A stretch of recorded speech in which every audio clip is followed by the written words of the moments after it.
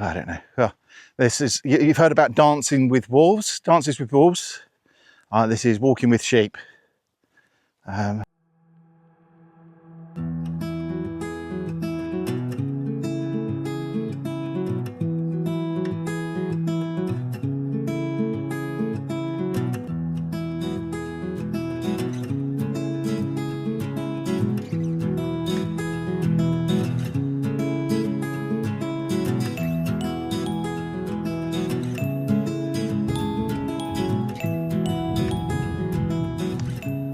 Well, good morning again if you're carrying on with part 2 of this walk. So I've just done the walk from Port Erin to the Sound, and I'm on my next part of my journey. So firstly, welcome. My name's the Reverend Simon Archer. I am the priest in charge of the parish of Arbury and Castletown, and I'm also known as the Isle of Man Vicar.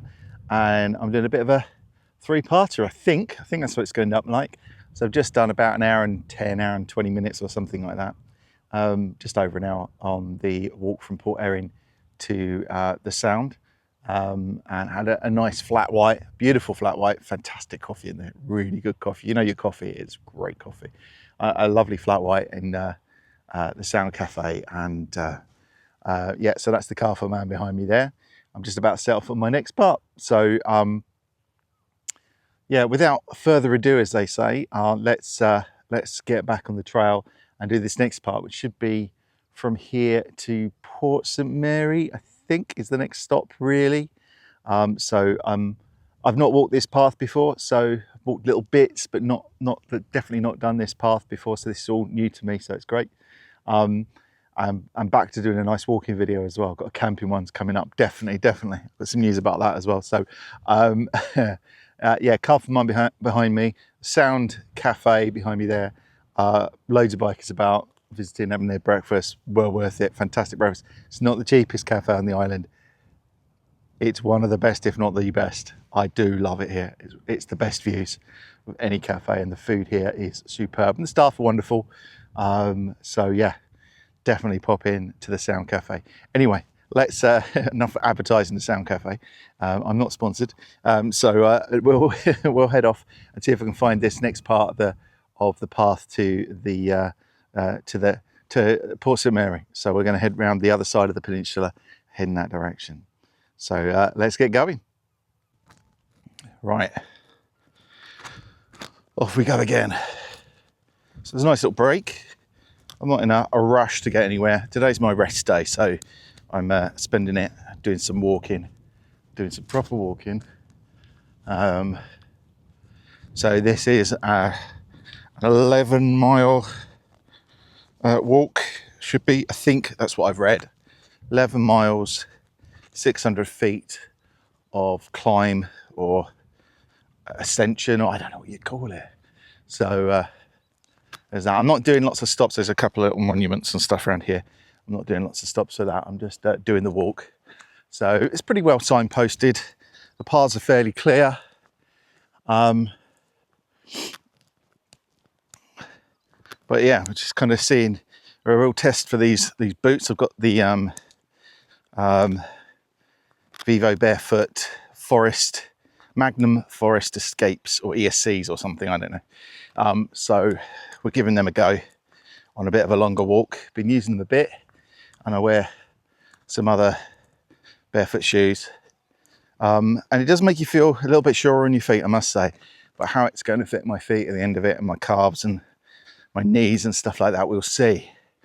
But it does make me feel a little bit more sure-footed. They're fine at the moment, that's all I can say about that. Good for the first few miles. I do need to, what do I need to do? No, I need to, come on. I need to unpause my resume. There we go. Resume my walk. Sorry, on the Apple Watch, just trying to make sure I've got the walk recorded. Otherwise, it didn't happen. So this is, I showed this in the first video, but dogs aren't permitted on this land at all. Not on lead, not on anything. It's the access to this walk is about being permitted, not about having any rights. So for anyone, oh, this is nice. We've got a little stool that's been put here in concrete with a handprint underneath it, and obviously some wreaths and things have been left there. It says, sit, rest, breathe, follow your dreams. Amanda Jo Boyd, 1971 to 2013. Dear, that's 42. Am I right? I was born in 75. Bless you. Listen to your heart. What does it say? It says on there as well. Sorry, you can't see all of that, but I've got chest mounted, so it's a little bit trickier, but yeah.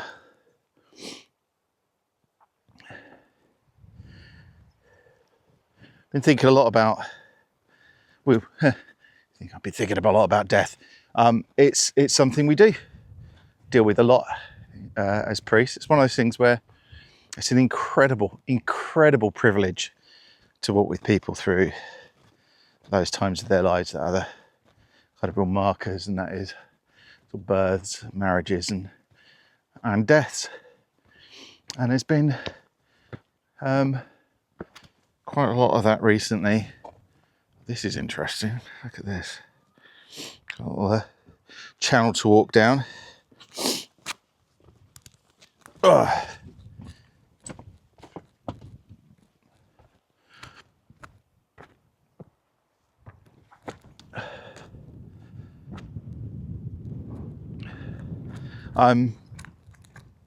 Firstly, a dear friend of mine, a real mentor and inspiration, I have to say. Someone who I really look up to, who probably I wouldn't be a priest today if it wasn't for him. Sadly, his wife died recently.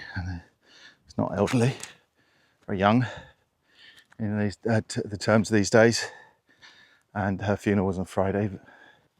And I'm just feeling very sorry for my friend, and feeling a little bit without the words. Always feel like you haven't quite got the words, and sometimes you just don't need words. But he's a priest, a very talented and gifted priest, and yeah, kind of feeling very sad about that. And there's been a few recently. So had an uncle die recently. My wife's had an uncle die. And then obviously I take funerals from time to time, and they can be very sad, but we just had, so we'll talk about this now, shall we? We just had a murder take place on the island, and it's a 14-year-old boy, and it sounds like it was a stabbing, although I'm not speculating. I think that's pretty much common knowledge. And it seems to have been perpetrated by another teen. I'm not going into the events surrounding it or anything like that, but it's just so very sad, and not something which is common on the island. It was actually pretty common where I came from, southeast London. Absolutely. Same to you.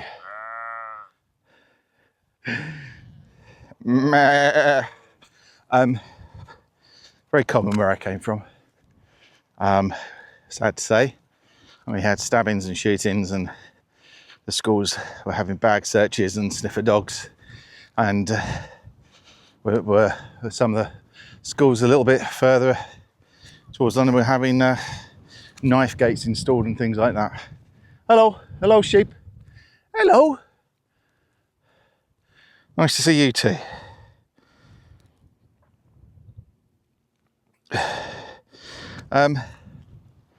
So unexpected here. It took place in Ramsey, But the young man, Chris McBurney, was from Castletown, and so that's where I live. And it's very sad to see one of our local young people lose his life like that, so young. And yeah, and sometimes it's quite hard to know what's the right thing to do here, because you don't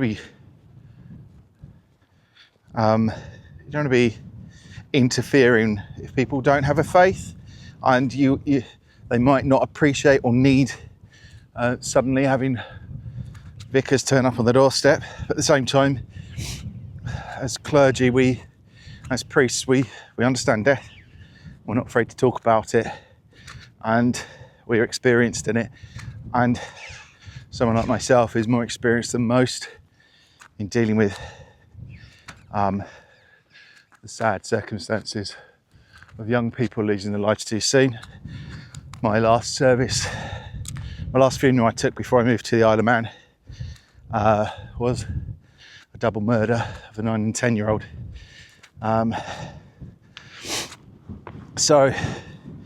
And I've dealt with murders and suicides and things like that, so I've had plenty of experience. Not something I'm proud of, something that is. But yeah, we kind of, what we did as a church, we spoke out, just said, look, we're here if you need us, to everybody in the community. It's not just the family it hurts, it's obviously it hurts them the most. But other people in the community can drag up all sorts of trauma. Sometimes people just don't know how to process. So we opened up the church, gave some space, lighting candles. Big thing, lighting candles. It's such a simple thing, kind of cliched, and yet I understand the symbolism and the imagery and the light of Christ. But actually, it's so deeply embedded in us as human beings, that idea of light in darkness, of lighting candles in prayer. It's a thing that transcends a lot of religions, and just people who would say they have no faith. As they say they have no faith, quite often it's a denied faith, but they will light candles as some kind of sign they're thinking of somebody. Oh my God, this is beautiful. I use that beautiful word way too much, I know, but I can't tell you how great this is. So yes, we opened up the church and people came in and they prayed and they cried and they wept. If you've ever heard the weeping of someone truly in the depth of grief, it's painful. It's an awful sound to hear. I don't wish it on anybody to have that kind of loss. But church is just there, always. That permanence, that place, that holy place, that sanctuary, that place of solitude or company where needed. Oh, this is interesting, isn't it? Let's have a look.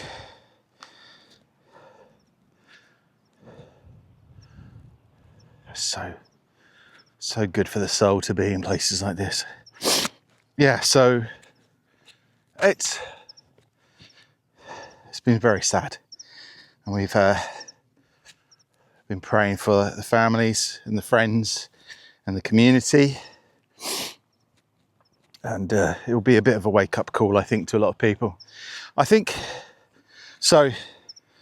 Christopher McBurney, or Chris to his friends, has lost his life. He's got brothers, and I think he's got a sister as well. He's got his mum and his dad, who are just in such pain at the moment. But there are issues around this. So first thing is how do we respond as a church? And I mentioned we pray We offer space. I offer myself for counselling. I'm not a trained counsellor in that respect, but to give people counsel means to give them wisdom, hopefully. I pray that I'm capable of doing that. But some of my colleagues, got an amazing colleague in Reverend Ruth Walker, who is a nearby parish, and apparently the family might have some connection with the church there, and she's been with the mother. I was with the father and the grandparents. I had some friends and uncles and aunties and things. So the church has come in and we're supporting. But we need to do something, don't we? We can't wait for it to get worse before we react. We can't have a knee-jerk reaction. This is still an incredibly safe place to live. Incredibly. And you might go, well, you've just had a stabbing. Yes, this is a once in sort of 10-year thing, but that's what we want to keep it as, if that. So we now need to respond.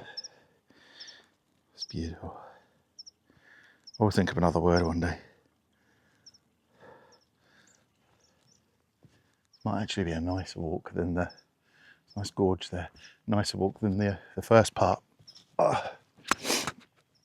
So I think as a church we might need to think about getting a knife bin to try and remove some of these items from circulation, some of these knives and blades.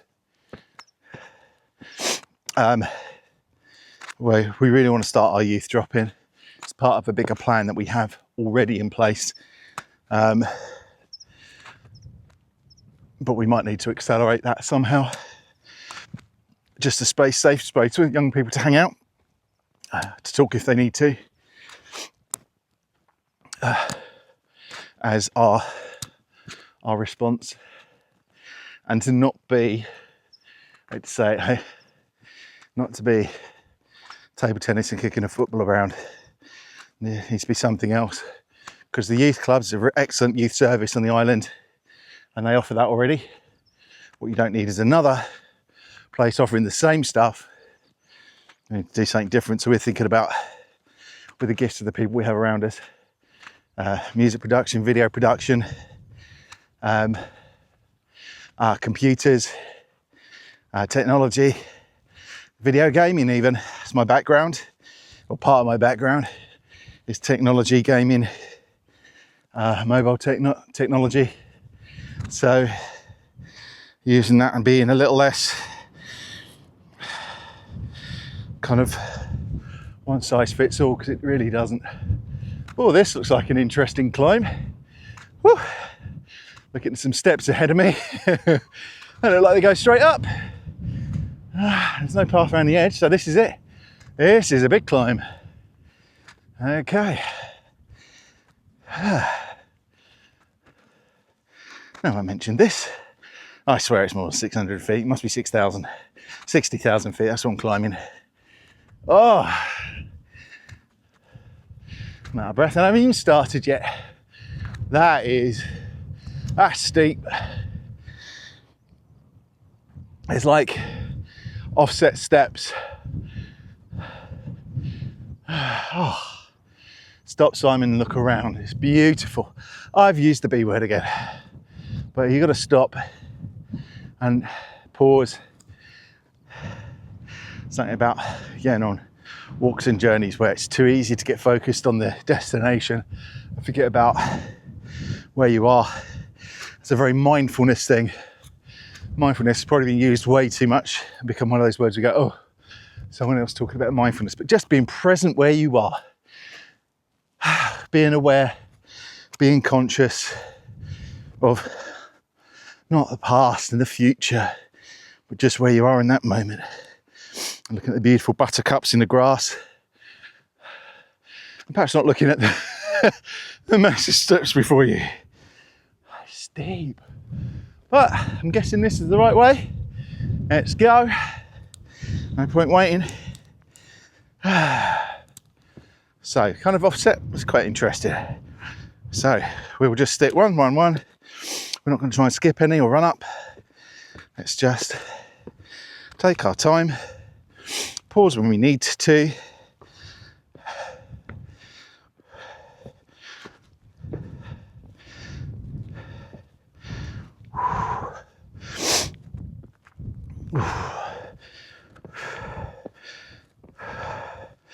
Ooh. Watch my knee.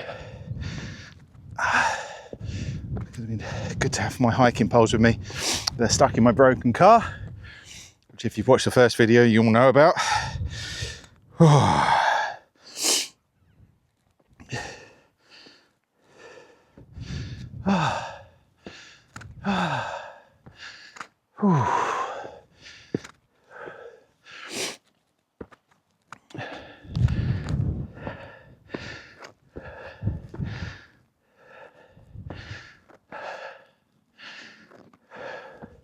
We'll talk more about stuff going on in a minute. Pause. Right, I've actually climbed quite a long way already. We get up to this little spot, and you'll see we've done most of the steps.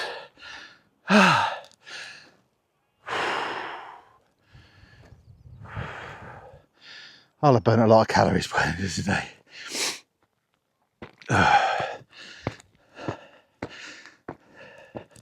My pack's fairly light though, so I'm glad I packed quite light. I had a scary moment there. I thought, I hope my coat is still attached to the back of this blooming thing.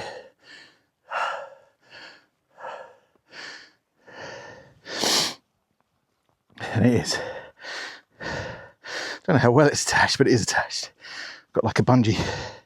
Why do I feel that's all going to fall out now? I should not have adjusted it, should I? Yeah, it's all falling out. Oh, well, it's hanging there for the moment.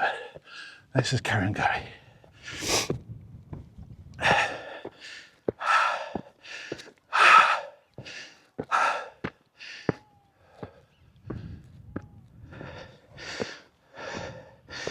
The only thing, I have dodgy knees, and I will say that my right knee is giving me some jip. Oh.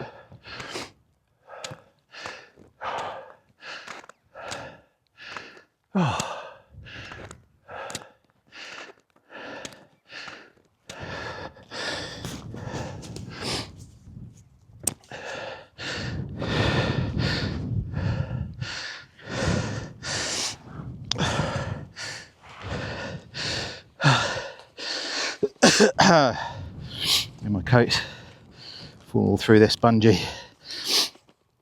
Right, let's pack it up again.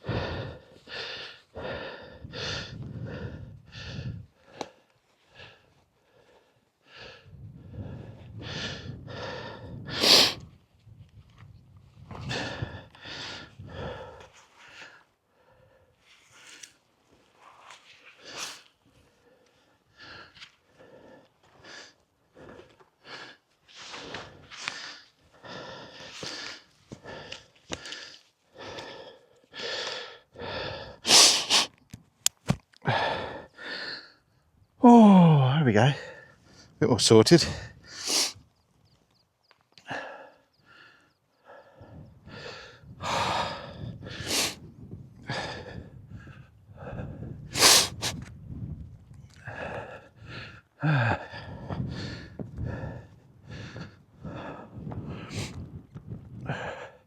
Not too far from the top of this.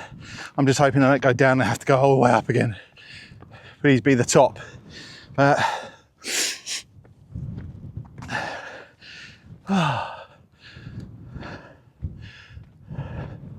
just want my heart rate to come down a bit. It was over 150, which isn't terrible, but I won't be able to keep up 150s and 160s for too long.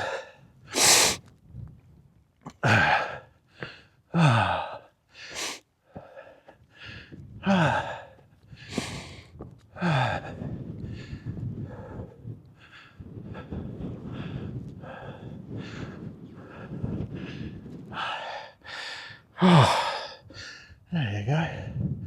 Pretty amazing.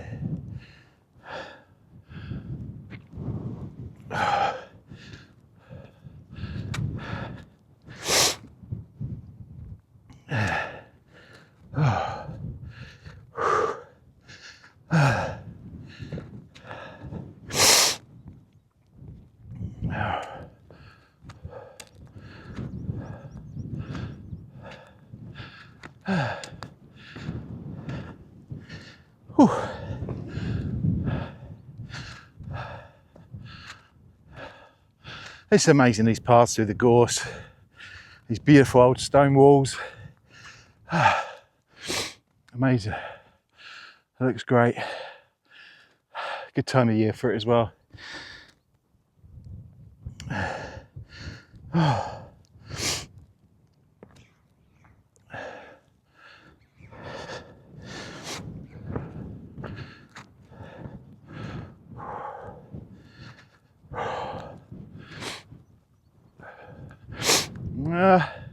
There's another little climb. It's not too bad by these things. I don't think it'll get much higher than that.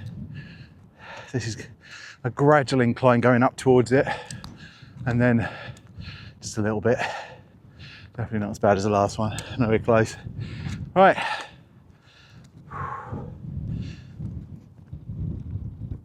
Done about 5k already.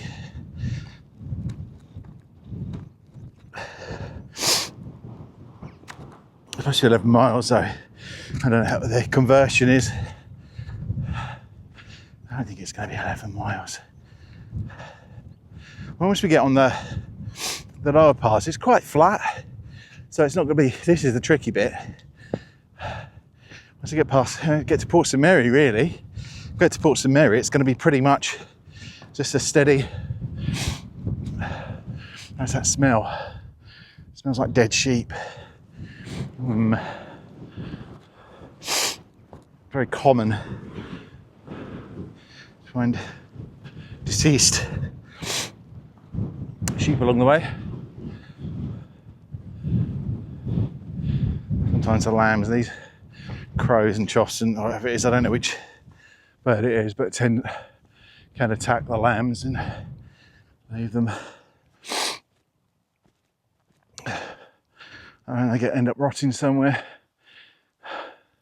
Probably sounds like a gross thing to talk about, but it's just what it is.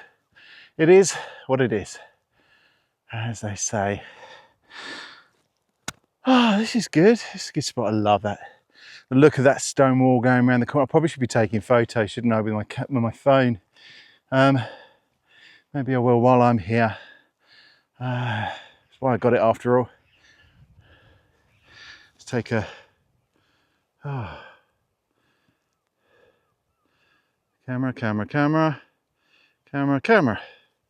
Photos. Not of me, please. Turn around. There we go. Oh, let's go back a bit. Oh, that's so nice. Let's take one a bit closer as well. I probably want to take one with a wall.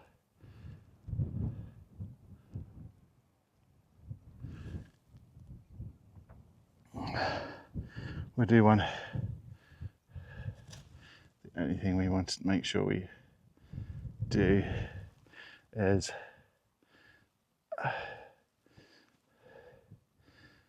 high. Because you never know whether these photos, just dropped everything. No photo, please. Whether these can be a,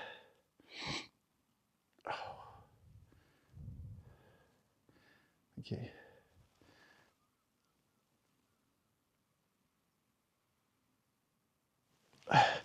You're always looking for thumbnails and stuff. So shots that could become thumbnails. Right. Little bit of a climb now. Little bit of a climb. And then we'll be, he's thinking, hoping, possibly down the last bit, dropping down towards Port Erin. But I might come over the top of this. When you walkers know, you come to these things and you get to the top and you find there's another hill behind it. Kind of false peaks or whatever they're called. Whew.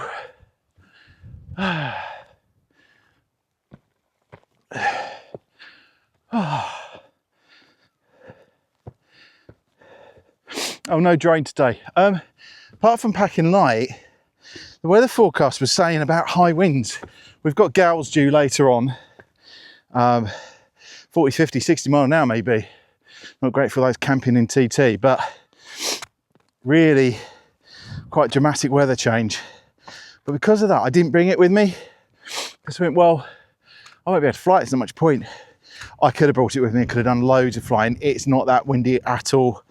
And it could have been really good to do a bit of a drone flight. But hey ho, such is life. Guarantee if I brought it with me, I'd just have been carrying it the whole time because it would have been too windy. So, if you know what I mean. Oh, it's like a nice little peak.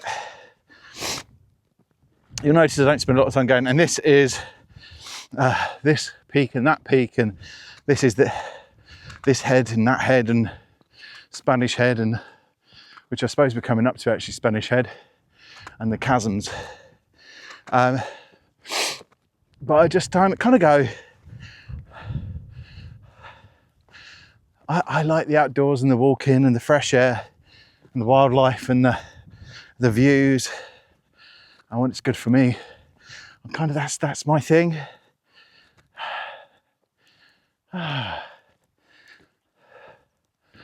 Those birds of prey about hovering above the land there.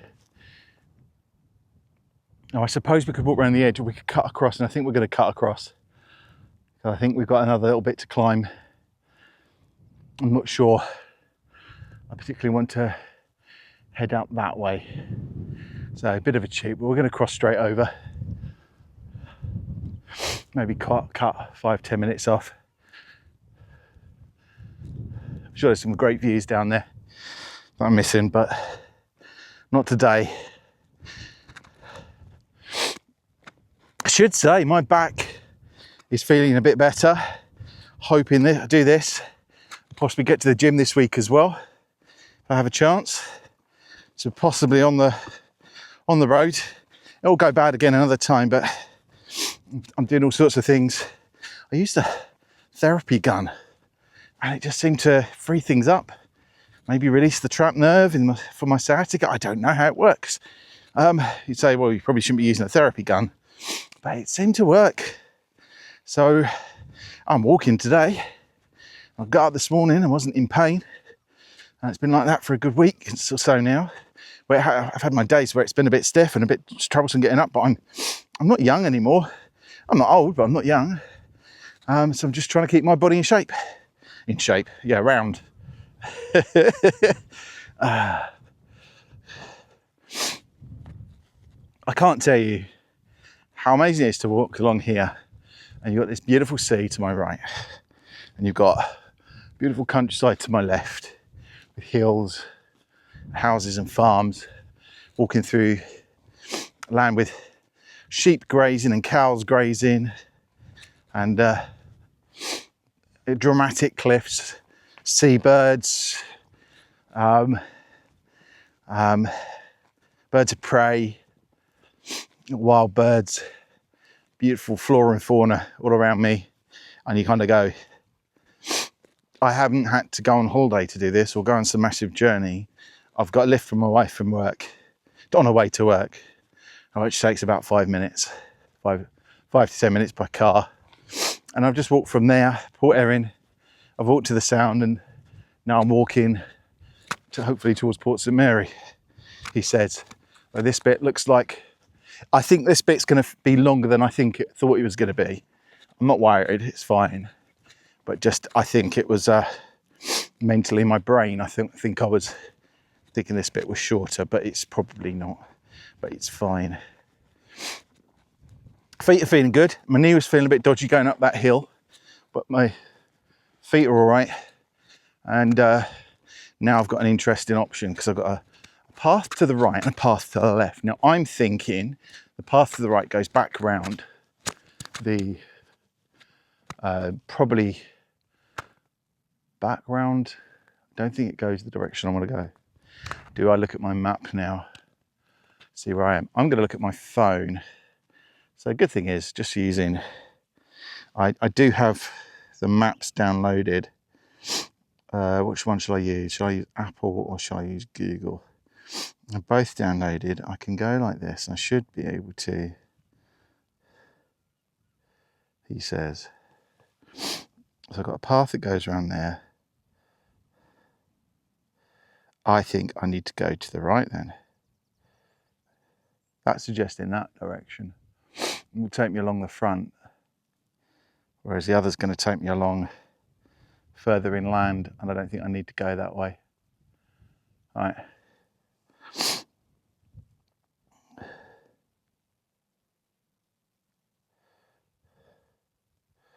Why is it not giving me options to do like,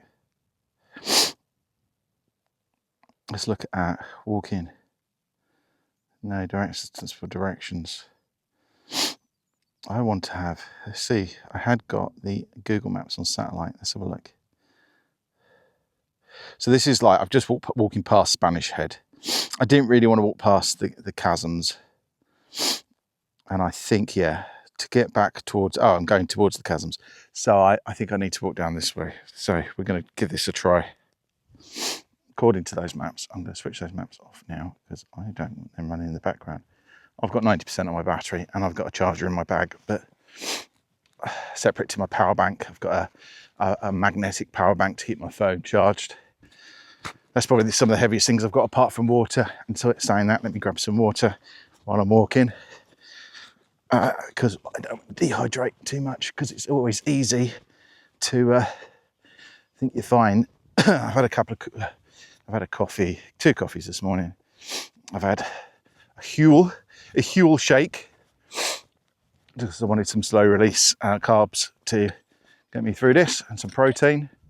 Oh, this is my lovely Apple, what's it called? What are they called? I can't remember what they're called again. The company. They're really cool. Yeah.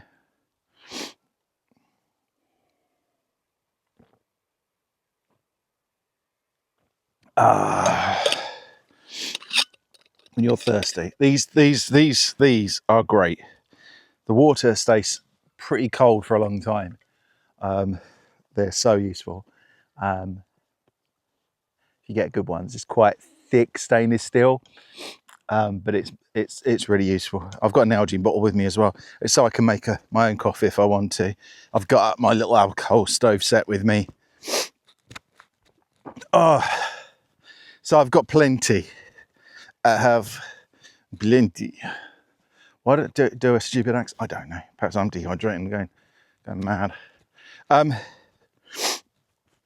Oh, yeah. So it's like, I can't remember the name of it now, but I've mentioned it before. But that sort of make a bottle where it's quite a thick stainless steel, makes it really robust. I've had that 10, 15 years, over 10 years at least. And it's just, because it reflects, I guess, reflects sunshine and reflects light. I filled it up last night, didn't even fill it up today, and it's cool as anything. Cool, cold water. Lovely. I brought my water filter with me because I'm carrying basically at least 1.5 litres of water, which I think is fine for this walk. I think that's plenty. So actually going towards the chasms, apparently. We've just gone past Spanish Head.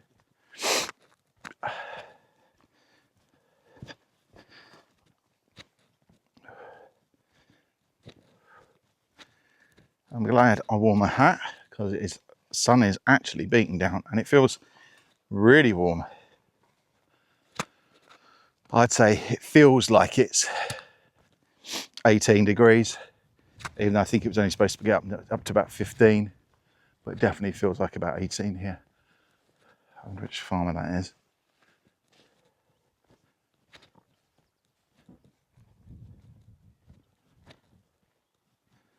Whew.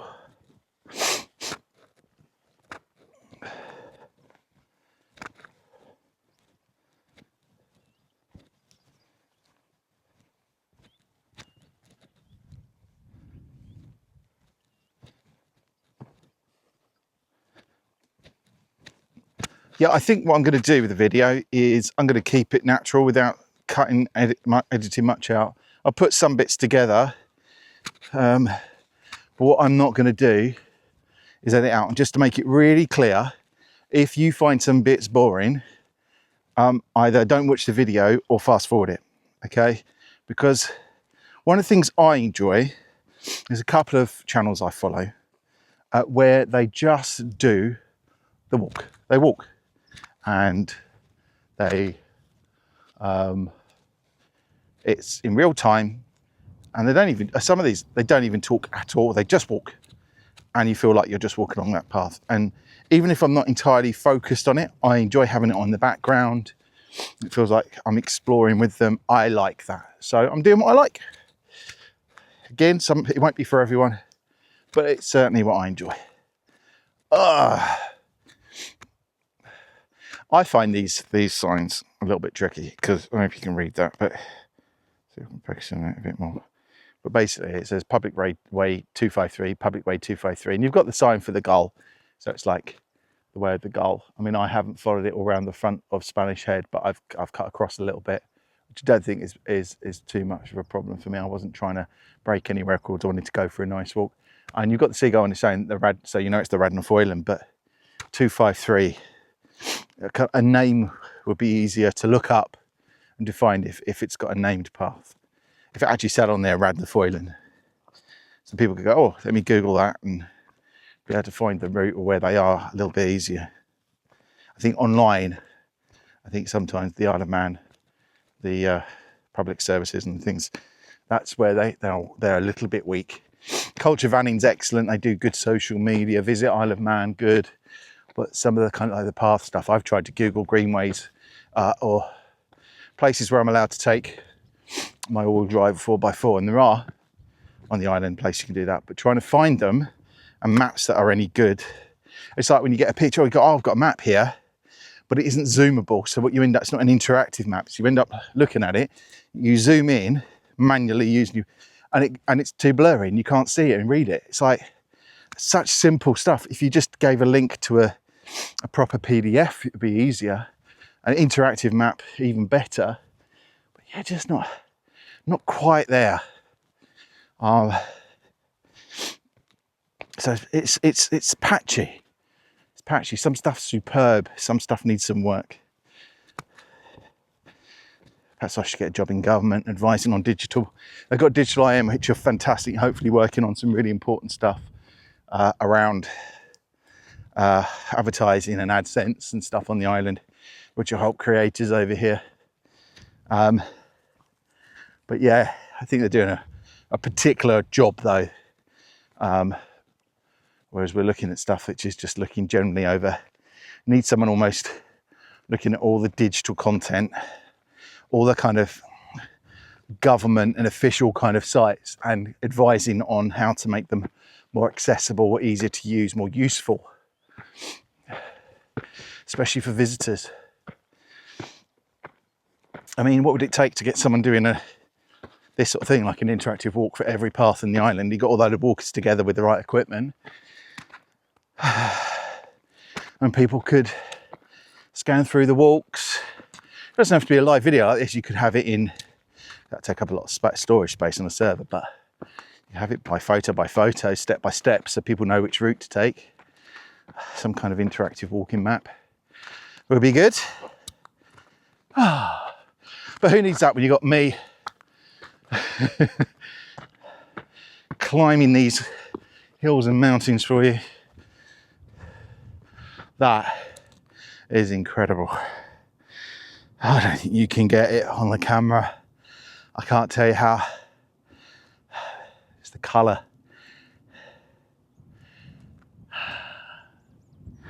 Put it on your big screen, your telly. That's the trick. Get it on your big screen. A lot of people watch my videos on their TV, which is interesting. It's probably good because, I mean, I'm recording in 4K, so it's going to look fine. With a decent camera, it's going to look good. Oh.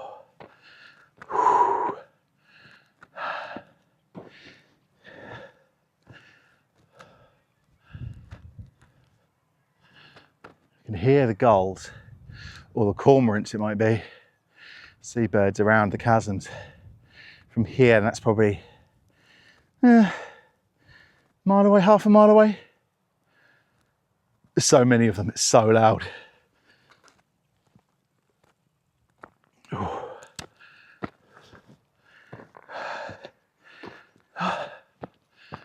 Oh, more climbing. Of course.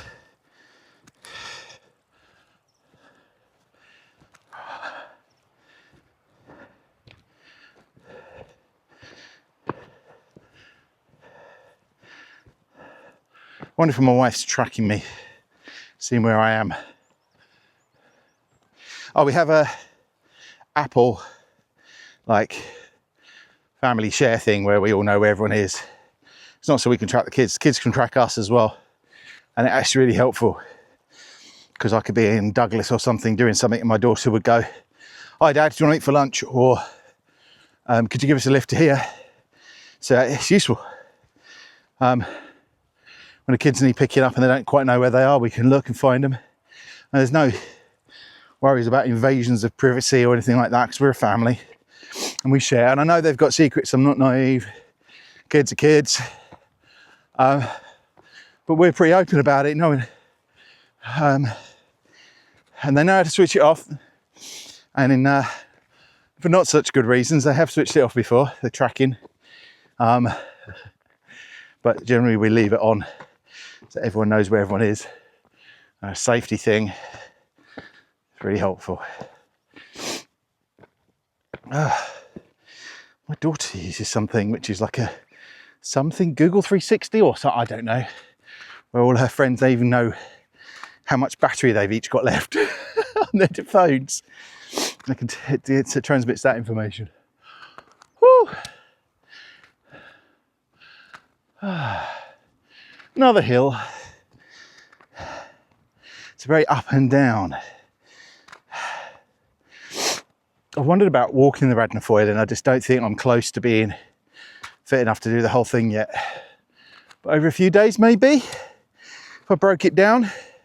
So obviously I wouldn't do it over a day. It's about 70 odd miles. But maybe over 5 days or something. 5 to 7 days, 10 miles a day or something. I could do more than 10 miles, I imagine. I mean, what time is it now? 10 past 11. It's not even lunchtime yet. Oh. Quiet as well. I've not come across another walker so far.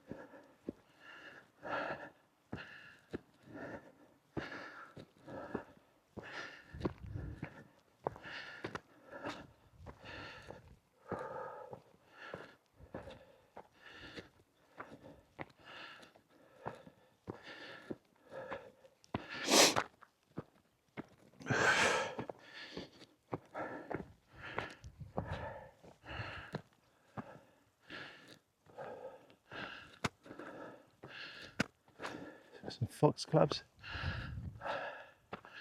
You got a footpath up that way, which is public way 260, and you got the Raad and Foillan along here.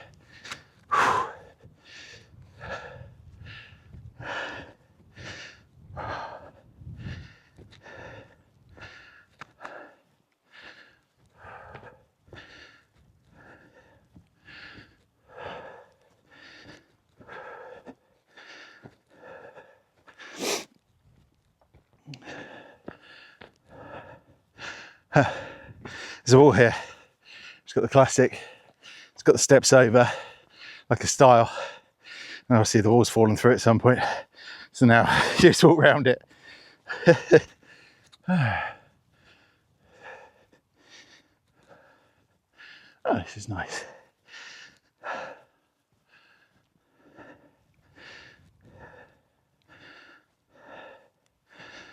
Something about when you're hiking like this is a little bit more than a walk.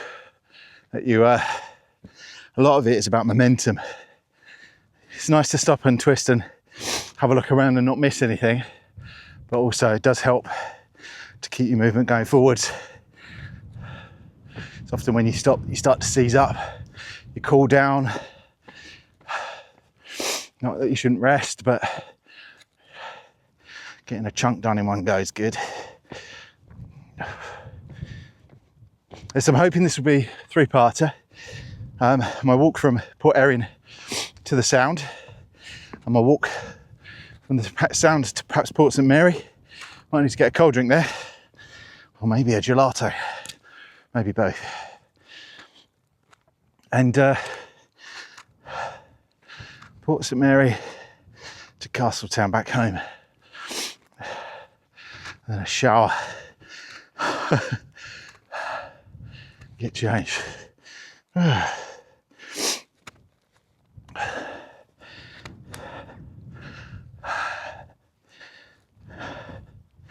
me split times on my watch. I'm not competing with anyone or anything. Just keeping an eye on my heart rate. It's just over 150 constantly.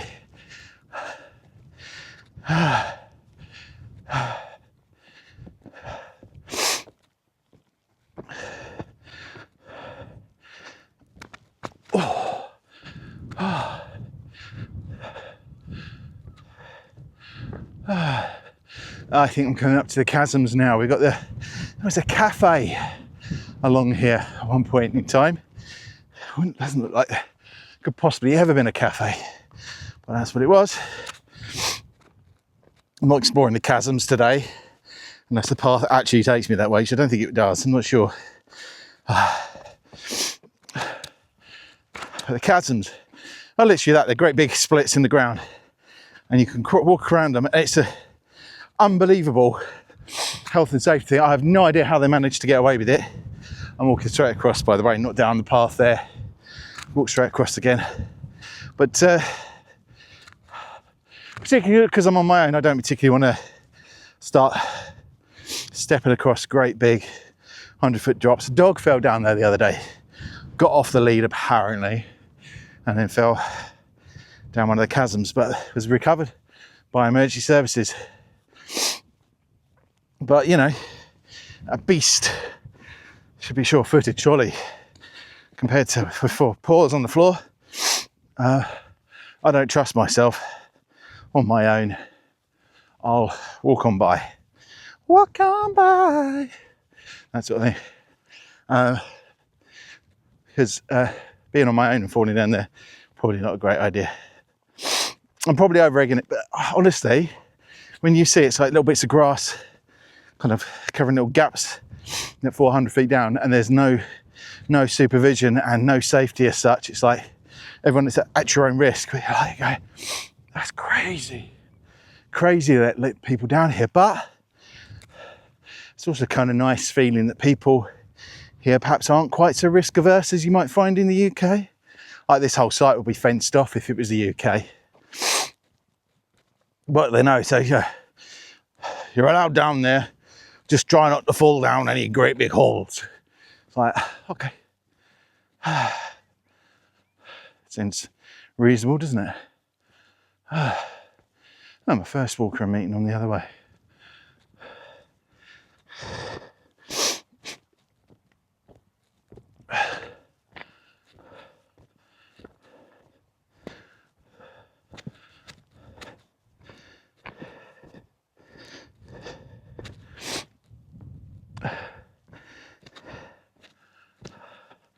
After you.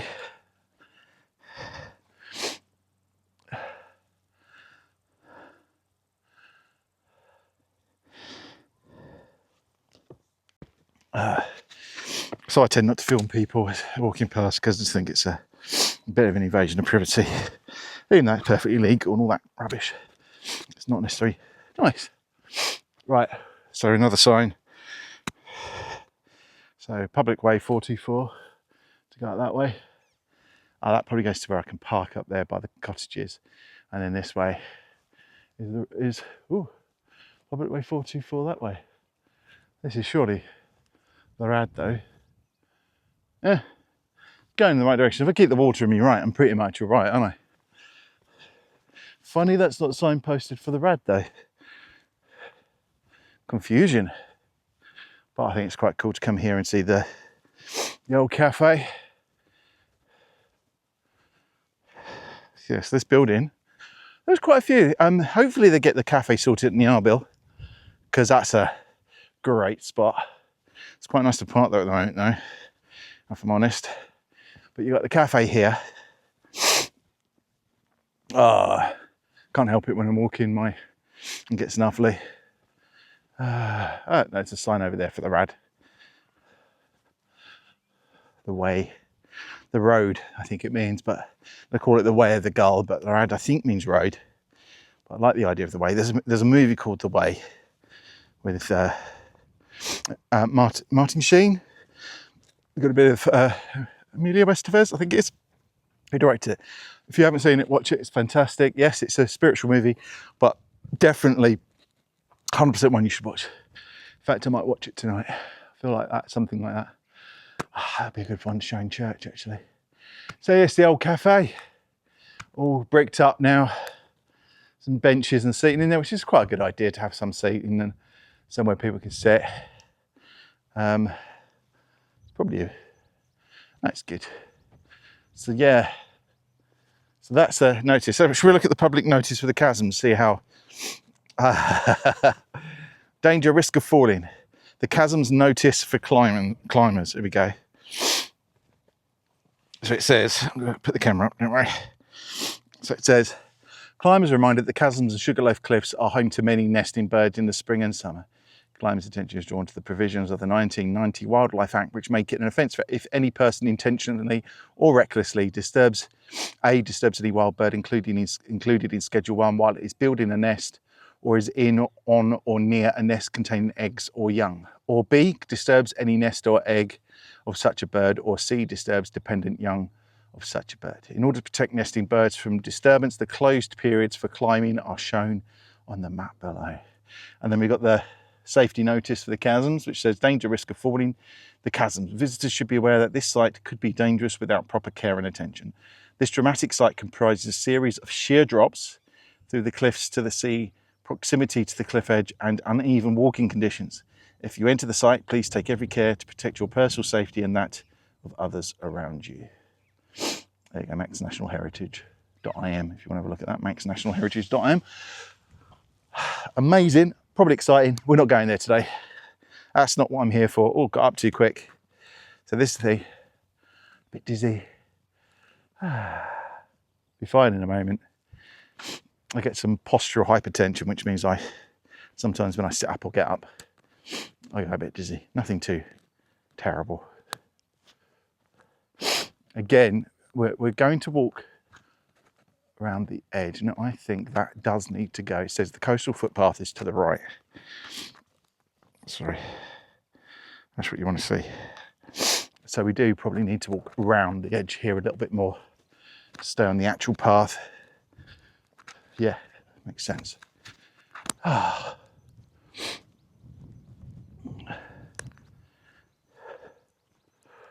Whew. I think we're heading down towards the flats now.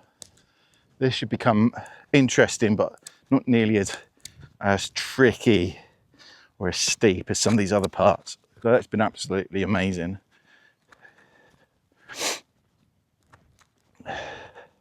Aesthetically pleasing.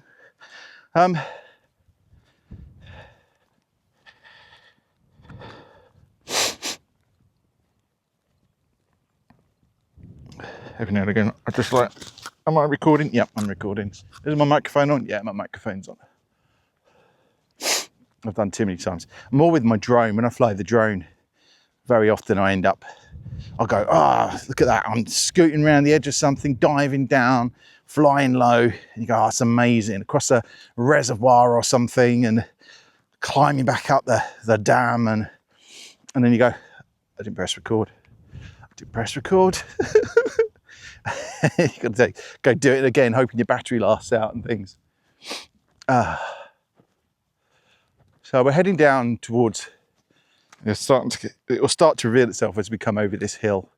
So we're heading down towards Port St Mary. And Port St Mary is kind of the other side of the peninsula from Port Erin. So it's just like different kind of coast. Beautiful as well. I really like Port St Mary actually. I don't think it's spoken about as much as sort of places like Port Erin or Castletown. It's kind of in the middle. And yet I think it is, it's really nice. It's got that good balance between quaint and actually just kind of proper lived in, proper little town. I think it's got a character to it, but it's not overly, it's not too built up. Bit of a good, well-kept secret. Good golf course there. Not that I play golf anymore, but it's got a good golf course there. Saying that, this path, it wasn't for the sheep poo. It's wish my grass and my lawn was like this. Blimey, smooth as anything. It's like the green. It's like a green. Amazing, isn't it? If I could have this grass at home, brilliant. It's just so, it's like a carpet. Amazing. How do I manage that? I can see a sign down in the distance that's continuing for the Raad Foillan, so we're going to head down there, I think.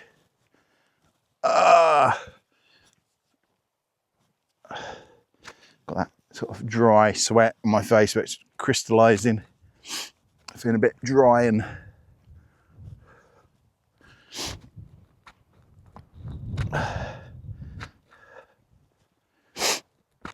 I feel like this is an interesting path I'm taking.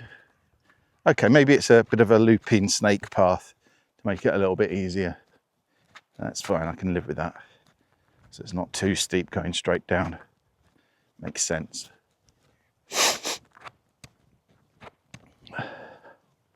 Quite clever, in fact. But yeah, this is way better than my lawn at home, which is tufty and lumpy, and that's a sneaky kind of cut through. I think we will take this. Downhill is always interesting because it's always where your legs start to wobble more, because actually it can be really hard. Use muscles you don't use so much when you're going downhill.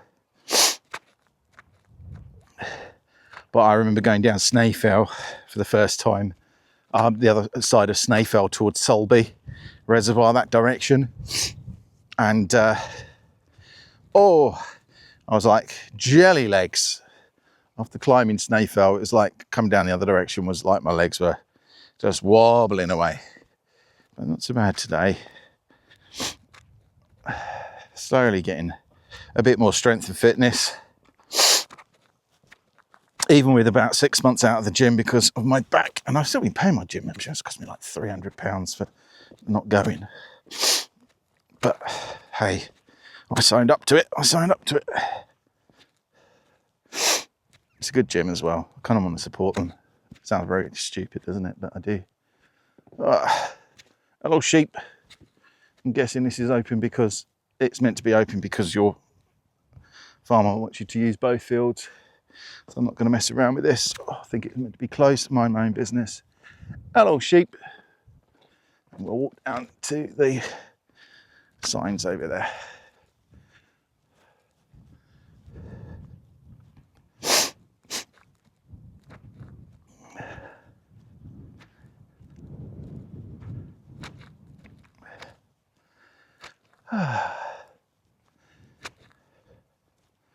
So far we've talked a little bit about sort of death and responses to death, especially how we're going to respond to this young person who died on the island, who was murdered. Let's put it like that. We grieve for the families of both young men, actually, because I'm sure the family on the other side is going through it as well. So we just pray for all parties involved, but and pray for our young people on the island. But it's such a safe place. That's what makes it probably more shocking than ever. Hello, people. Look, I'm going to be walking down there. I'll let you see. I've got some sheep. I'm going to be walking down that direction. All right, just down there. I don't want you to get concerned. I'm not any threat to you. So I'm just walking down that way. Is that all right? You're going to go back that way? Okay. So I'm going to walk along. Thank you. You would have heard me coming. Come on. They're not bolting or anything. They're just wandering away. Beautiful lambs. Whew. Got some meat and ice bones. Oh, hello. Sorry. Let me walk the other side. You can stay there. I'm not a predator of any kind. Although I do believe your meat is delicious. You're going to walk with me for a bit? Great. Great. Okay, we're going this direction then, okay? The trouble is, if you're scared of me and I'm walking this way, you're going to walk in a long way until you go off one side or the other. Because we're walking this way, all right? I don't know. Well, you've heard about dancing with wolves, dances with wolves. This is walking with sheep. Hiking with sheep, trekking with sheep. What would be my dances with wolves was his right? Okay. There they go. They're off the side now. They found their route. Hikes with sheep. There we go. Hikes with sheep is my Native American name. Hello. No, not very conversational, this lot. Very quiet.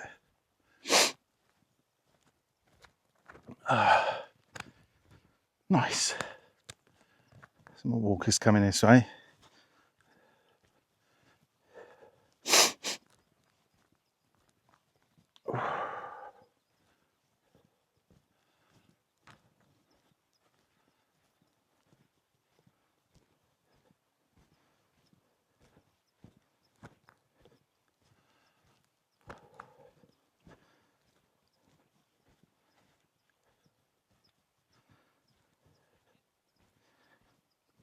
The battery's getting low, so the other one's charged up.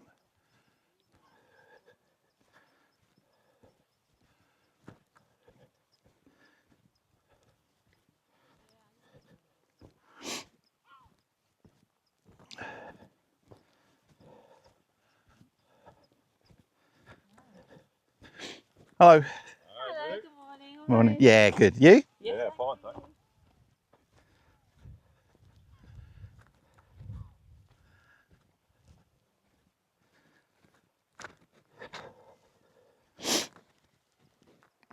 Watch my battery. Try the extra battery when it's. I've got ways in which I can hang my battery pack. It's actually a solar one, so I could hang it with the solar panels out and be charging my phone, my camera at the same time. It might be a way to go. We'll do that in a minute. See how we get on. The only thing is the cable isn't that long. I meant to bring a longer cable with me, but we'll work something out, I'm sure.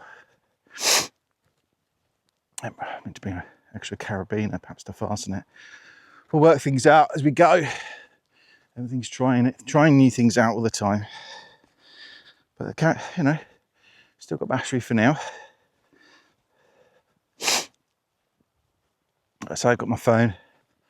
Can we do some footage like that?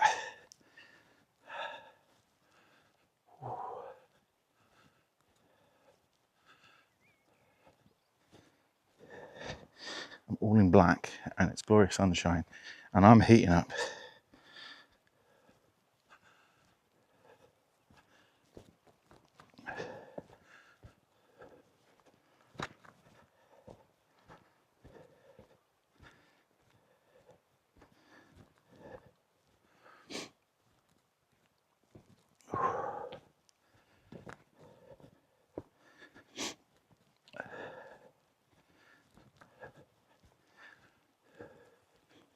Hi.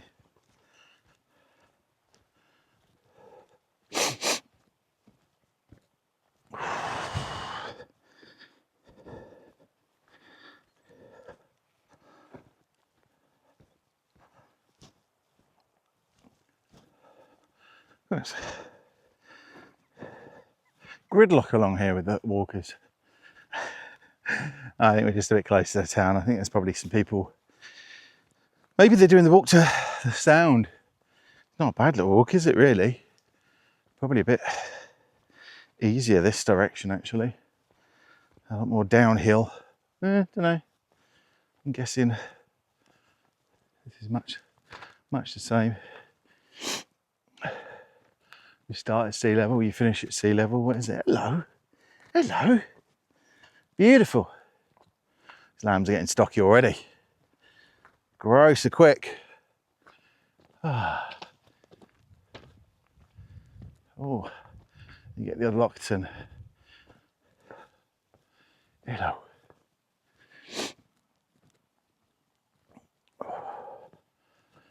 Nice paths these have been. A couple of interesting bits and narrow channels through rocks and close to the edge of cliffs, but nothing too major, which is great. Whew.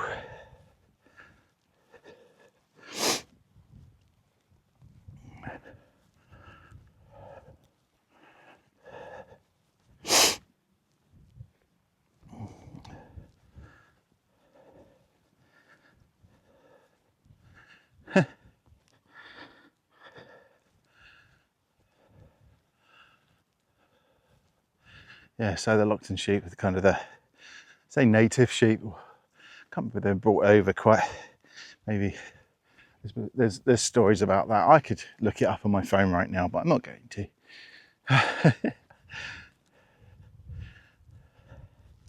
You can Google Lockton sheep. Laughtan.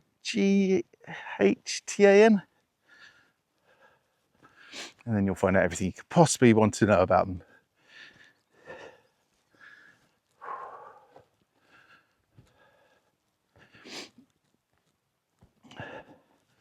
They're nearly at the descent down the road towards Port St Mary, and kind of the end of part 2 soon. I hope I can have charged enough in my battery to be able to get the rest of the trip out. Then got enough storage on my memory card, because I don't think many of my videos go beyond 50-60 gigabyte, but there. Let's go. Let's do the steps. I could open the gate, it'd be easier, but let's do the steps. Dun, dun, dun. Oh, and we can have a nice view. More walkers. Lovely.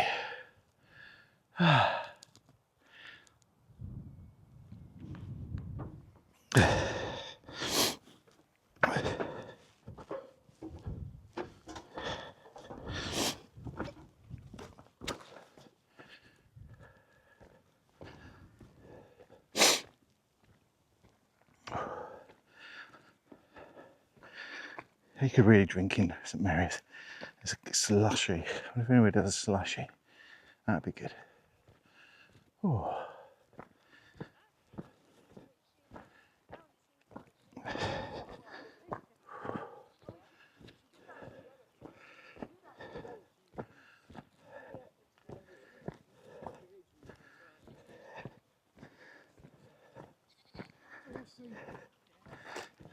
Hello. Hi. So she may.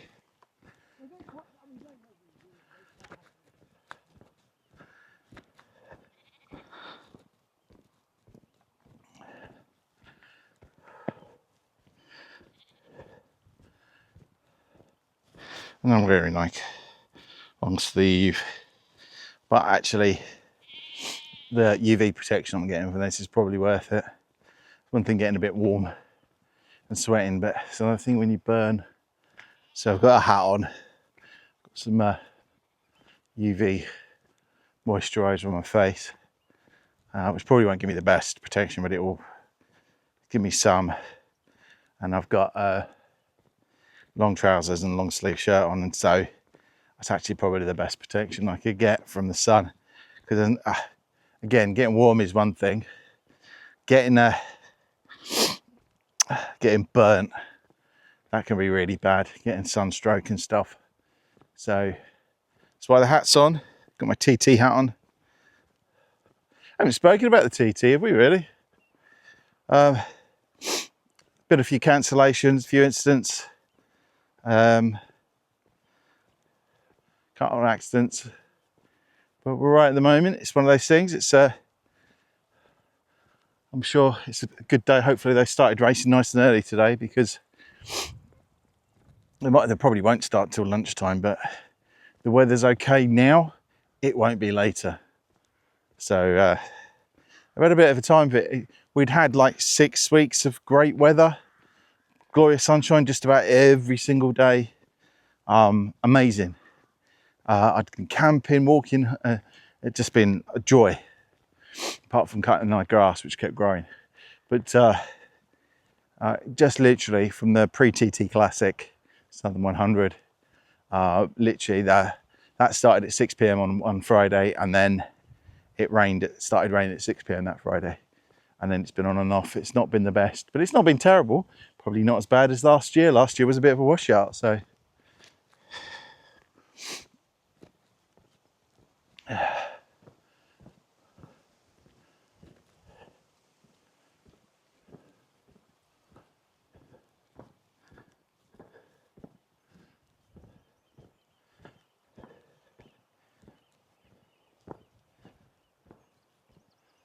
ooh, it's very tempting to go to one of these bays. There's got little beaches down here by Port Erin where you can actually get down to the water. It'd be very tempting to soak the feet in water, but I don't think I should do that before I get home.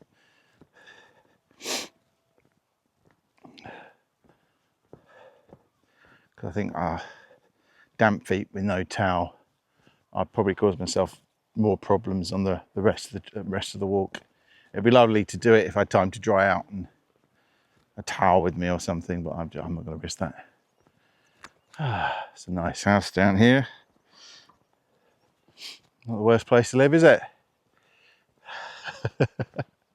I'm sure the people who live there hate living there. Must be awful. Terrible views. And to look out to that. The sea, coastline. Probably some amazing sunsets. Rubbish, eh? Rubbish.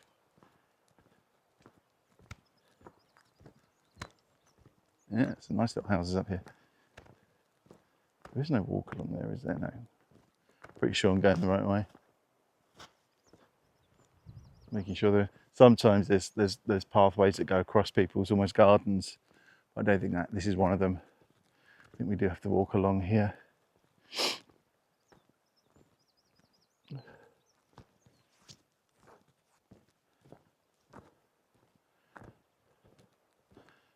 Yeah.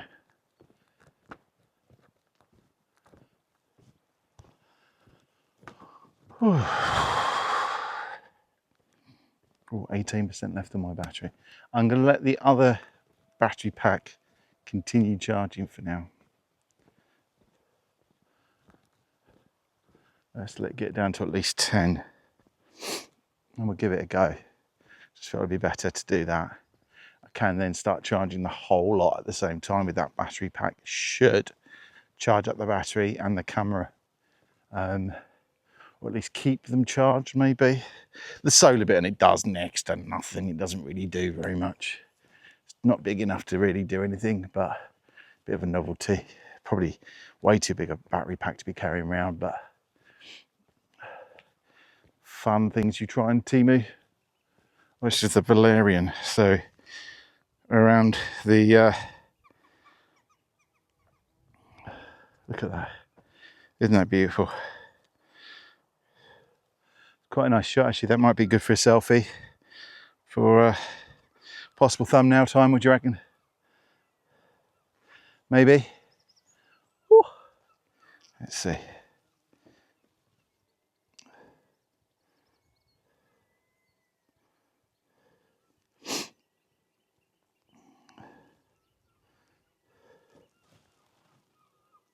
Yeah, not bad.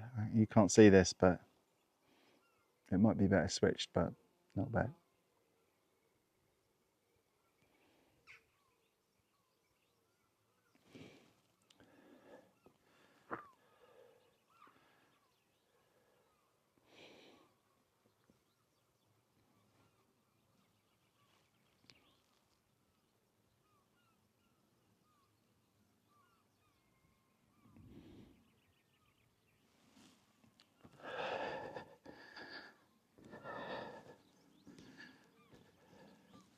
Always think I tend to miss it, but they're kind of taking shots to be used as thumbnails, so I'm using my phone rather than screenshots for my videos, because they're actually better quality photos on my iPhone.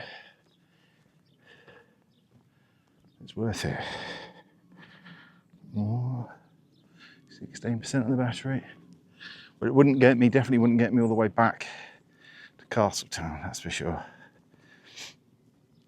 Oh, it's going to take hours to transfer this from the Osmo Pocket 3 to the computer. There we go. Take forever. That's all right.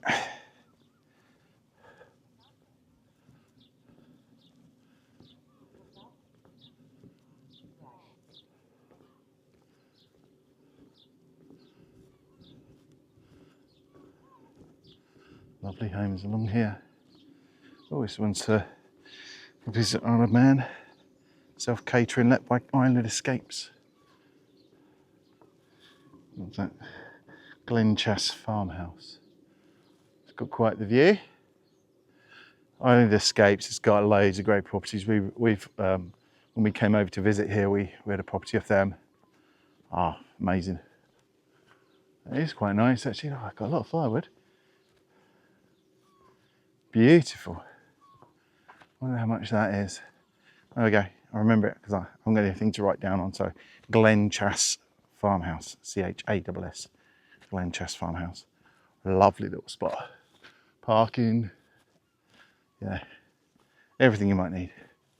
Right.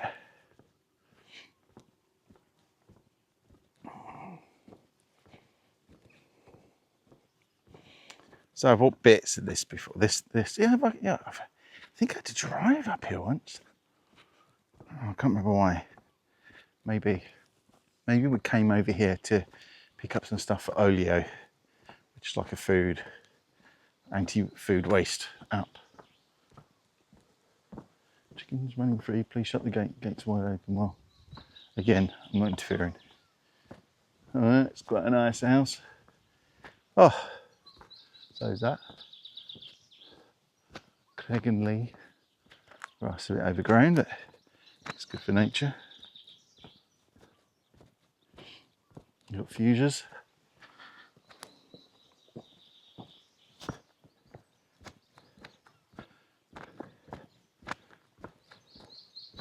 I know there's like edible flowers and things like that. I'm not eating flowers at the side of the road. I don't need to. I'm not going to. Unnecessary. It's all right that they're edible. I'm just concerned that something's urinated on it beforehand. It's the dead bugs inside them in the sheep wee that I'm just not interested in. There's some steps going up there. Where those led to? Footpath down that way. Interesting. Now, is it footpath that way, or is it?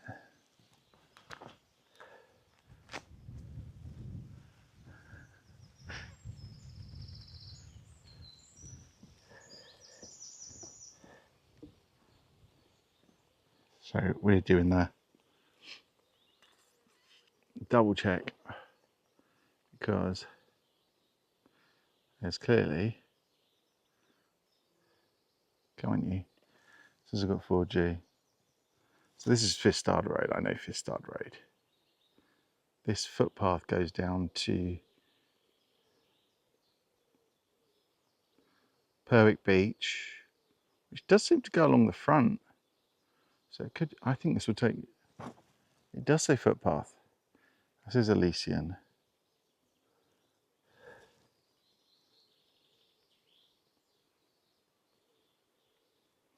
So I think the house is on the side, but I think what we can do is walk down there and walk along the front. Oh, that would mean walking back up again. That's the only thing. It's not the worst. Right, we're doing it. We're doing it. We're going to walk down here because the other guy with his map went the other way. And I think we can walk down here. Definitely a footpath, and it definitely leads somewhere. So we're going to have a walk.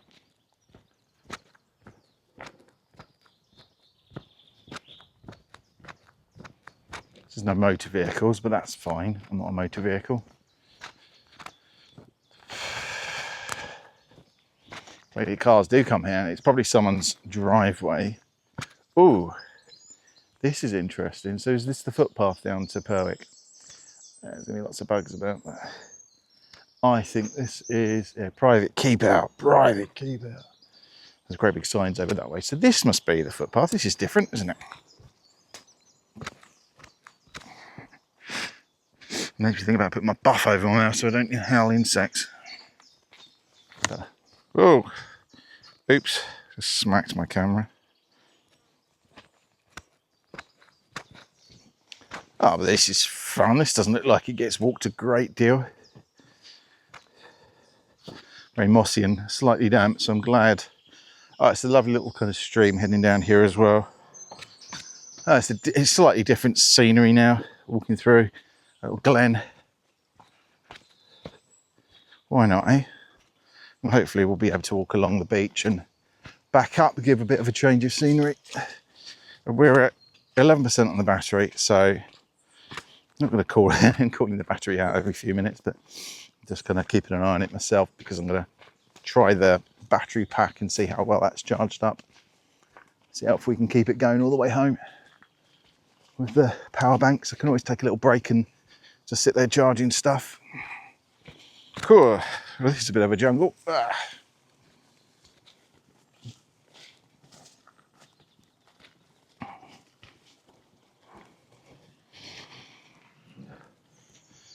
good fun. Perwick Beach, right.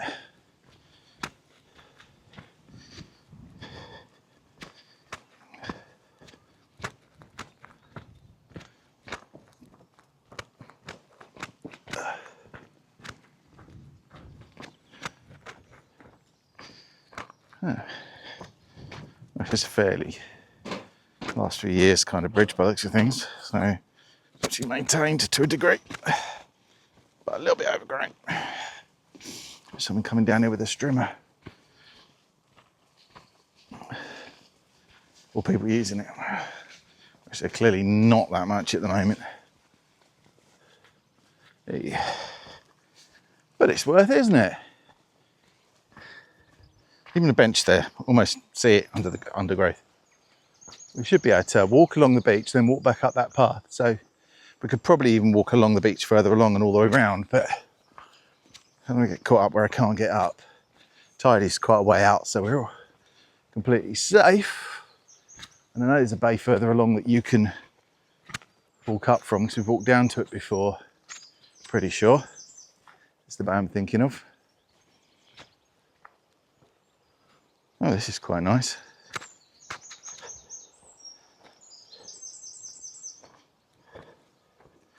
Of course, I've made a job for myself because I've now walked down all the way to sea level.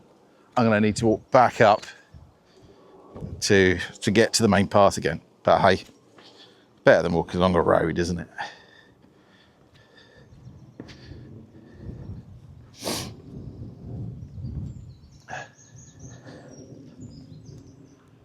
What's this say?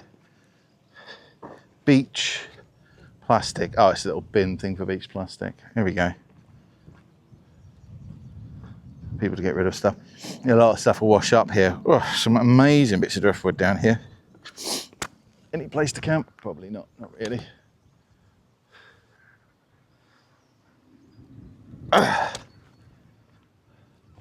Well, there's a path over there which heads back up, I think. So we'll walk along here for a moment. Maybe I'll have a sit down for a bit, have a little break, change this battery over because it's at 9%, and then I'll walk along a bit first. These are interesting pebbly beaches. Small pebbles is great. Big chunky ones are real ankle twisters.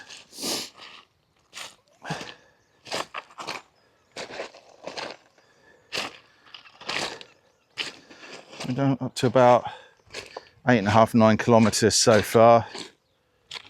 Up and down, different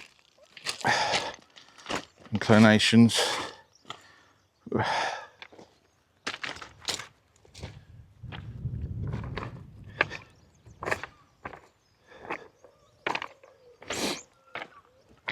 But I probably should, that was a slip by the way, probably should get some water in me and sort this battery out as well, see where we are with it.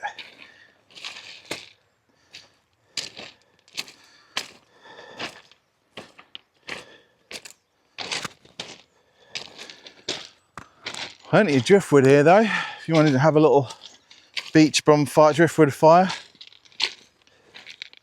There'll be plenty of that about. Tons of it. Absolutely tons of it.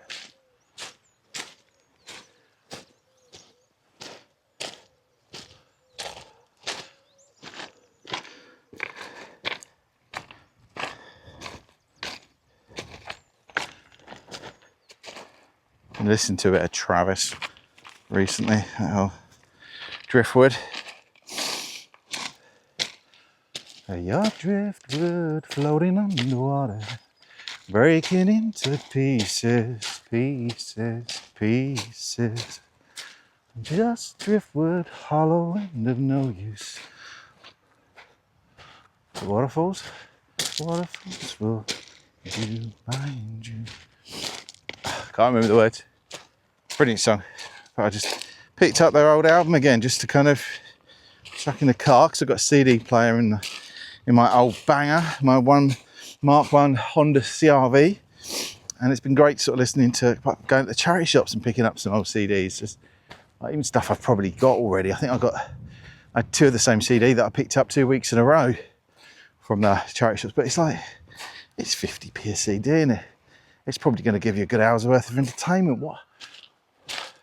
Where can you get that? Right, we've got the path up here.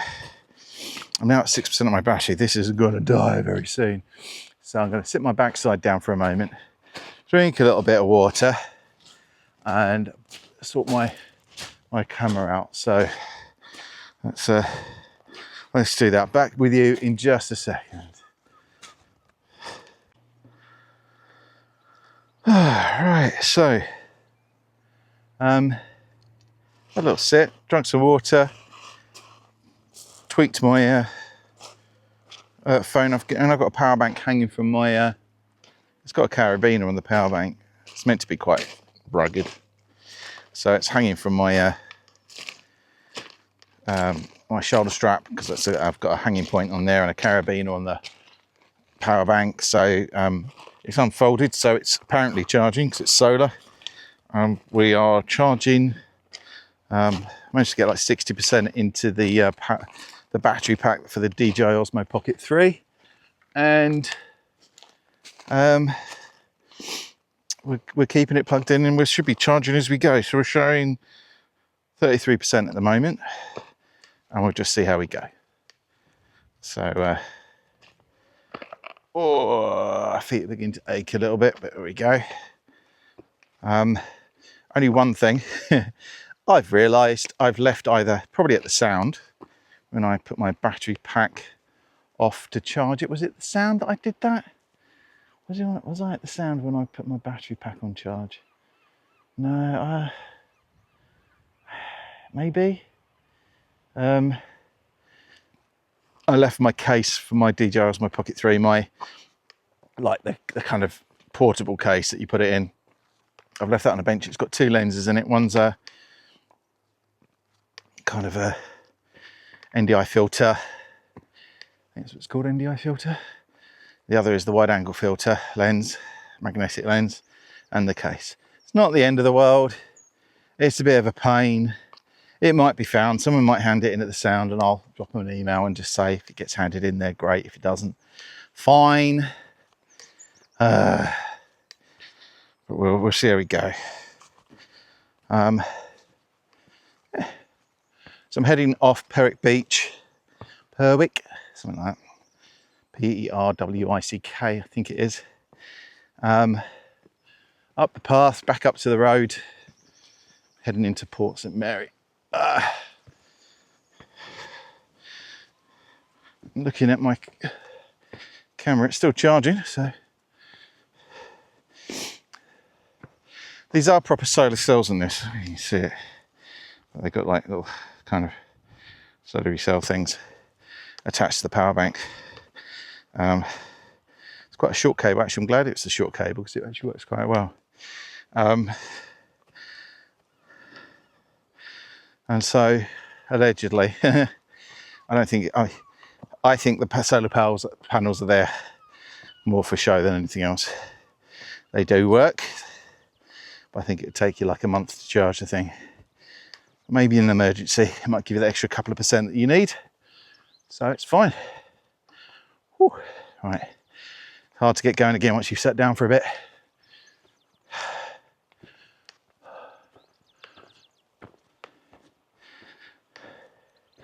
And this was always the thing when you walk all the way down to the beach. You have to walk all the way back up again. My Achilles are feeling quite tight. I have an issue with my Achilles tendons that they're quite short. So I have to do lots of stretching exercises. No bench. I'm not going to sit on your bench. I'm going to keep going. I've already sat for a bit.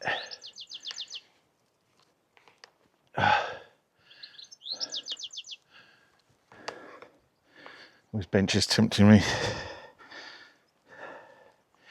There's plenty of sunshine today though, so maybe it'll do a little bit. It's definitely charging. So the power bank's charging from the solar panels, and it's also plugged into the phone. The DJI Osmo Pocket 3. So it was a fully charged battery, so that's charging the handle battery and the DJI Osmo Pocket 3 built-in battery. And we'll see where we go. Oh, another bench.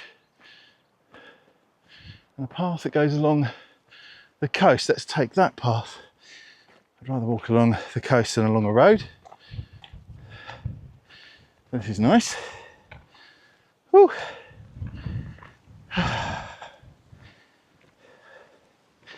I'm all right on the flat. It's the climbs do me in.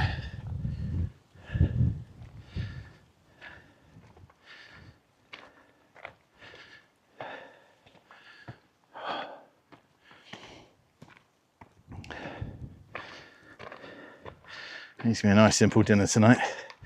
A pizza and chips or something.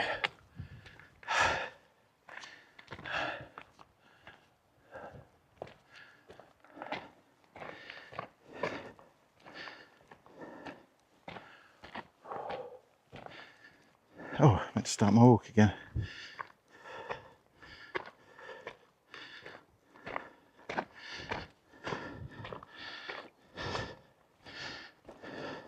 Oh, a couple of little teamy things.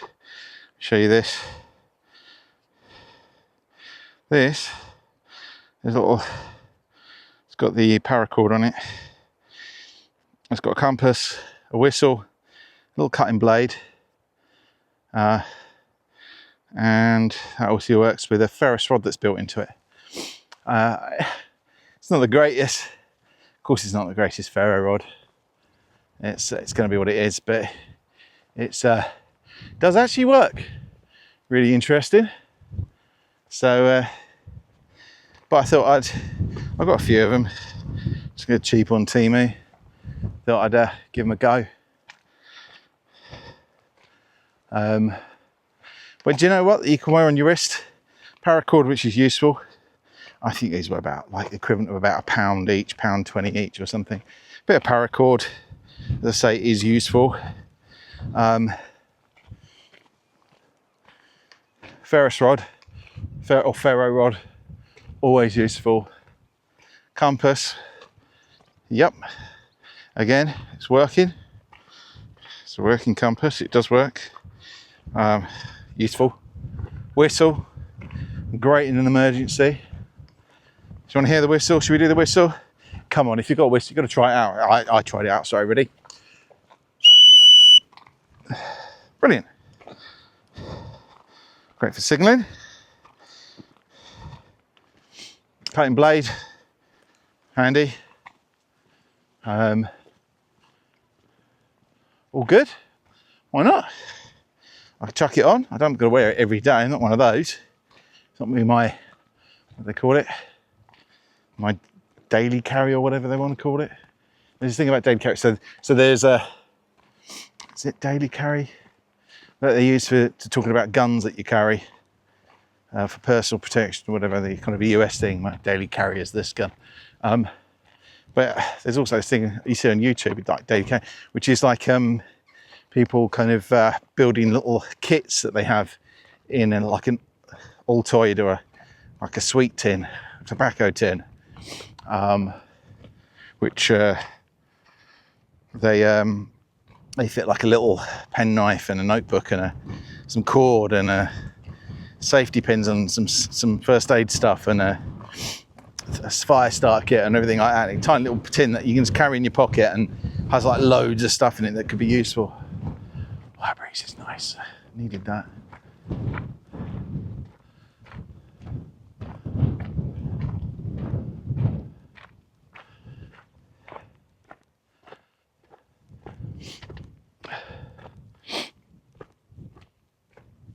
So we're going past the little golf course here at the moment. Parked along here before and walked through St Mary's. St Mary's. Port St Mary. It's quite a nice spot to park out of the town and then walk in. Done that before.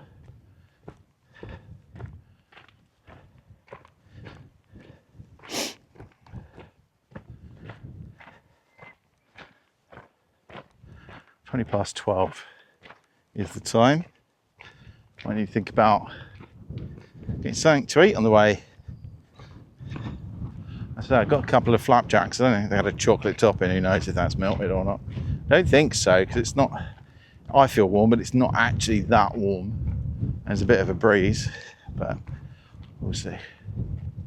Might be nice to get an ice cream, get some calories.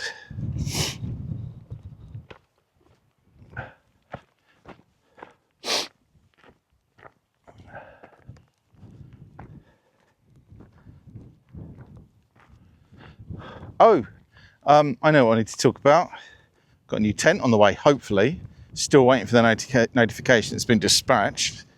But my first ever purchase on AliExpress. Hoping that, because I'm buying from, it's actually direct from the vendor through AliExpress to get the tent that I wanted in the colour that I wanted at a really good price. We'll see. We'll see. Could have ordered it off Amazon, probably would have got it sooner. Who knows? But I've got help from contributions from people doing the Buy Me a Coffee and subscribers to Patreon. I've managed to, it's gone towards it, paid for most of it to be fair. And I also got a payment from Twitch as well, from my old streaming days. And I've ordered the one Tigris Cosmito 2. It's the 2.0 because the first edition of it was a bit of a leaky tent. It wasn't set up very well and it used to leak a lot because of the air vents were badly positioned too up high at the top and all sorts of problems with it. But this has got some pretty solid reviews. It's also one that not as many people have got. A lot of people have got the Night Cat 2-person and some others, and so it's just, I wanted something which, okay, I know it's a bit heavier, probably a kilo heavier than my bobcat at least, but it's about about a kilo heavier, I guess. But it's size-wise, it's a palace. So we're going to see what that's like to kind of carry and camp with. I got it mainly so my wife and I can. We've got a couple of like a decathlon tents, but they're very heavy. They're about 5 kilos. This is about 2.5, 2.6. Although some reviews say 2.3. I'll see when I get it. But it's about, if it's 2.5 kilos, it's about half the weight of my decathlon ones, which are about 5 kilos. Are really quick pop-up tents. They're like umbrellas that you pull out either side. Fantastic, really solid, great, but very heavy canvas and very heavy tent. So, yeah. Right, now a little bit of this, so we're going to walk along the front.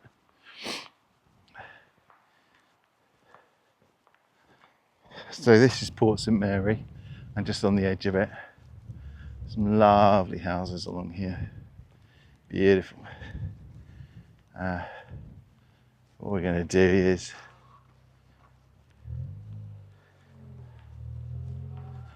walk along the front.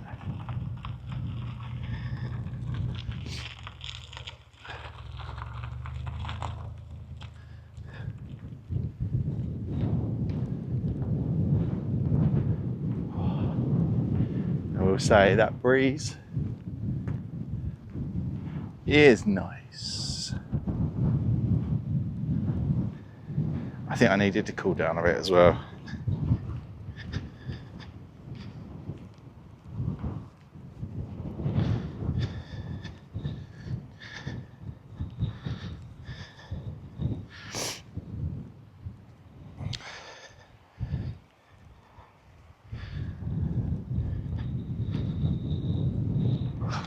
Oh, it's catching the wind a bit.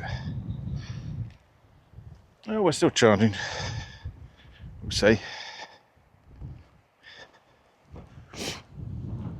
It's not charging rapidly, but it's charging.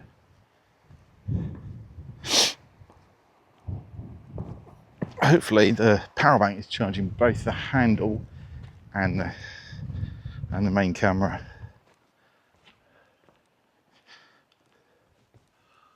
So this is a bit more of an urban path,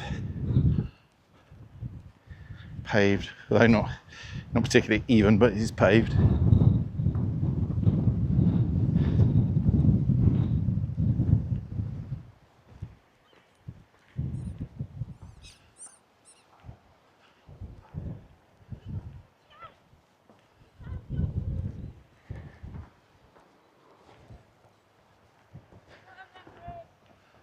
Ah.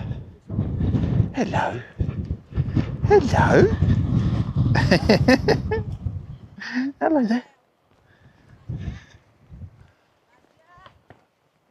Oh dear. I really don't like it when people don't have recall on their dogs. If you're off the lead, you need recall. It's no good saying the name over and over again if it doesn't listen to you at all and it just goes over and approaches another dog, which may or may not appreciate the approach, especially when the other dog's on a lead. If the other dog's on a lead and your dogs are off, if you can't recall your dog, then I have to say your dog shouldn't be off a lead either, unless you're in a completely private space where no one else is likely to be, but not in a place like this, which is clearly quite a public place. And there we go, another opinion.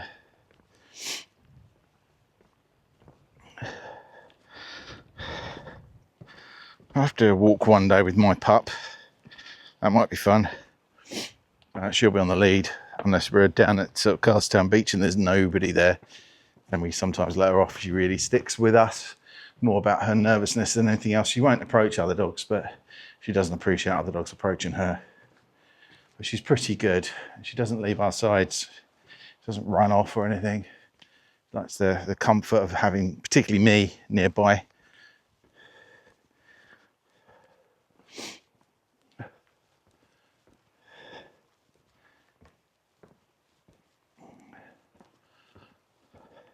thing with these coastal walks like this, you're just not going point to point, are you? You are going the long way all the time. You're edging, going around the edge of the kind of weaving in and out on the coastline. So it's much longer than you think, even though as the crow flies, it's not very far at all. It's a 5-minute drive, 5-10-minute drive from where Castletown to Port Erin. Talk around the coast with the peninsula and the sound and going around the edges. It is a lot further. What are we up to now? It's just coming up to 10 kilometres. So, and I've paused it when I've stopped. So we're up to about 3 hours of walking. I said it's probably about a 4-hour walk. So maybe, I mean, particularly quick, paused quite a lot.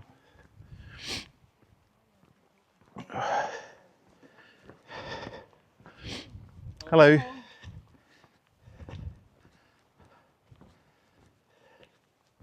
Some of those hills I've definitely not been going a brisk 3 miles an hour. More of a slow step-by-step plod. But I think it'll be a real, if I can get all the way back to Castletown, which I can now, let's have a look. That's St Mary, so that'd be Gantsey, and I'll have to walk around Balladul. I could walk straight across, but I will not. I will walk around Balladul along Scarlet, do it properly.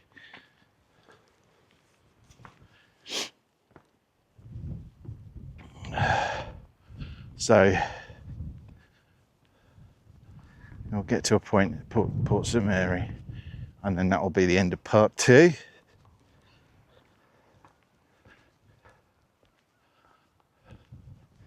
Which I think I owe, because I missed Friday, couldn't do anything before Friday, and did the week before, but the week before that was a non-starter as well. So I wanted to do something a bit more substantial this time round because I missed a couple. So I'm not going to release them over 3 weeks. I'll release them over perhaps a few days. I'll have a little think about it. I don't really want to release them all at once. It's a lot to upload in one go. So I'm thinking maybe 3 videos. If I can get one out today, and then one out Wednesday, one out Friday or something like that for that last section. That might work. So we'll try and do that, I think. Take long enough just to download it, and obviously I've got to get back yet. If I make it.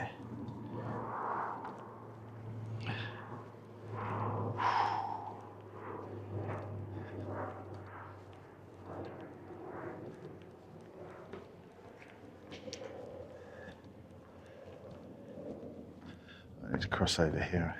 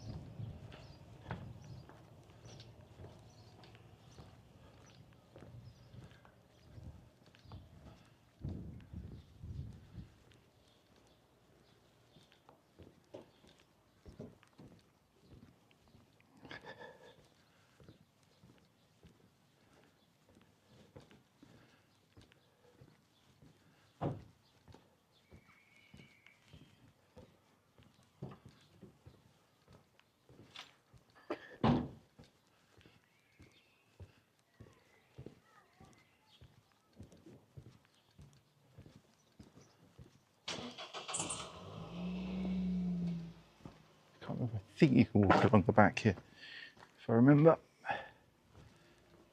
Seems to recall.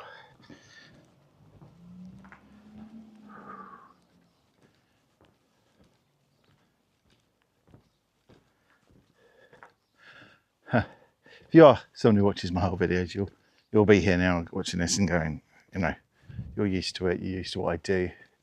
But it's amazing how a lot of people just kind of tune in for 5 minutes. I don't think it's for everyone. Quite niche.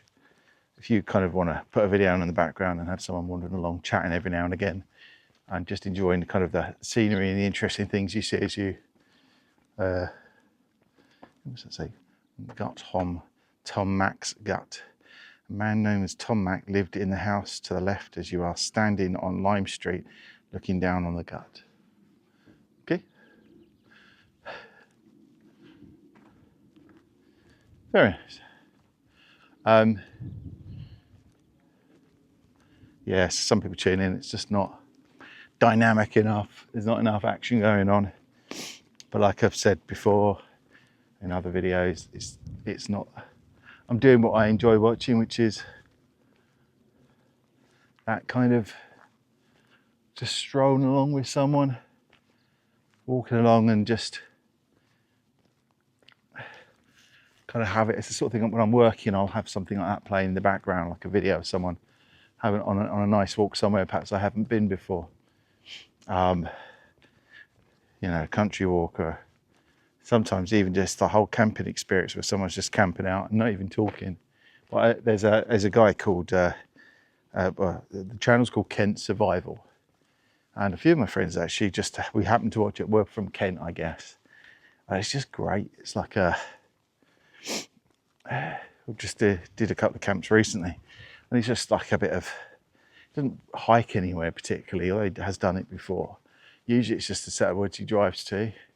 He sets up a tent, makes a fire, does some bushcraft maybe, cooks some food.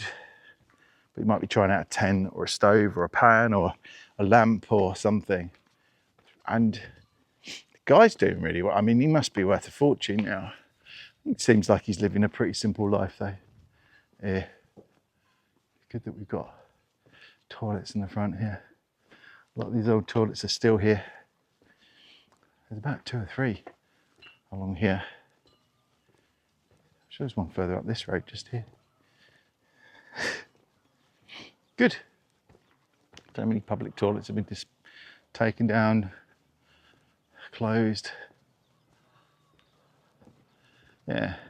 Could have walked along the road, it would have been a little bit quicker, but this is not a walkabout speed. It's about exploring, enjoying the pace and the scenery.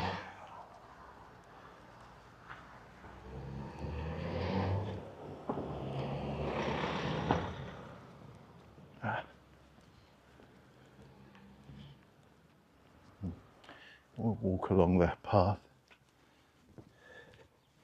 Barely worth it for the 20 yards of path there is. Oh, do you know what? I can handle a pint. Got no cash in me, I've got my phone on me. But I could drink a pint of beer.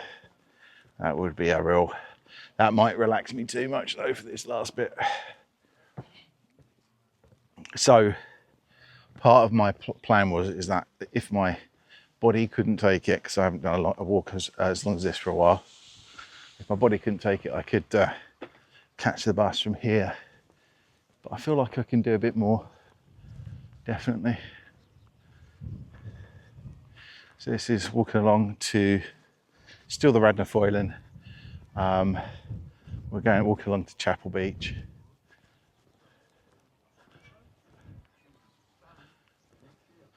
But before we leave Port St Mary, we'll have a pause and then we'll be recording the final part, I hope. I think we will be all right.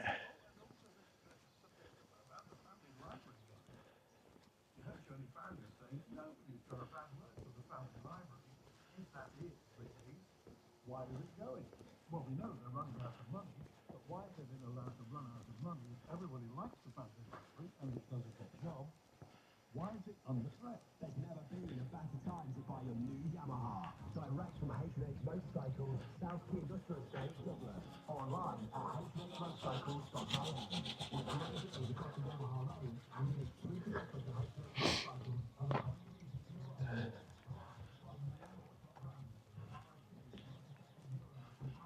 a few island escape properties along here as well. Key Cottage, that one. It's quite a nice spot. It's massive actually. Harbourside Apartments. No, don't want to do that. That's not what I meant to do.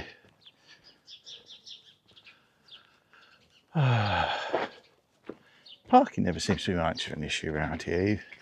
Even, I mean, I see if you're trying to park in Douglas during TT, you might be having problems, but...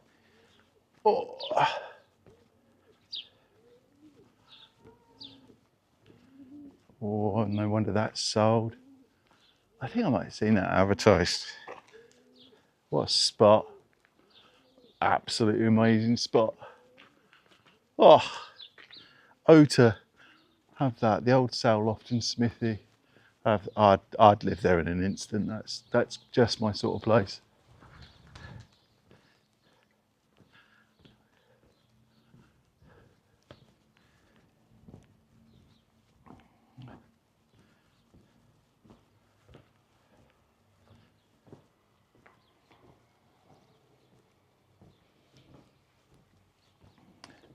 Need a pub. I mean, I've got the shore along the way, haven't I? We're passing by the shore.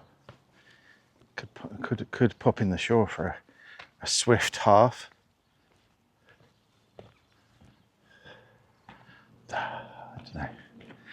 I might give up and get the bus back if I was to have a couple of pints. Nothing quite like a nice cold lager on a really hot day.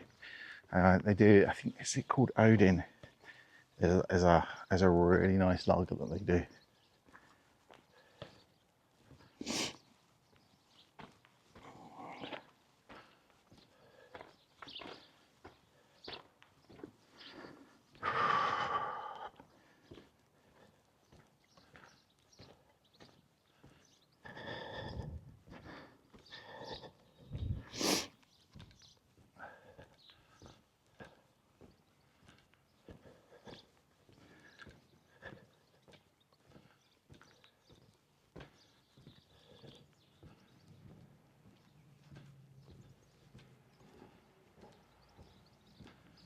More valerian, beautiful.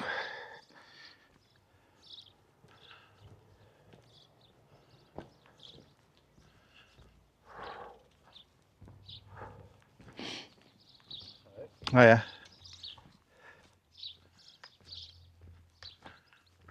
Different colours.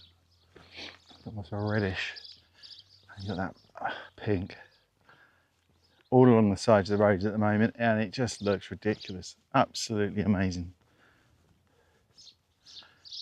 More fuchsias. Oh, a little cottage along here would suit me fine. Thinking about with me and my wife for retirement, we'll never get anywhere here. There'll be stupid amounts of money if they're even available. But yeah, if only, eh? If only. I'll be happy with a little flat somewhere on the island. It's just a good place to be. I haven't walked like this. I haven't been out as much. I haven't camped. I haven't done the stuff I'm doing now for so many years. It's just so worth it.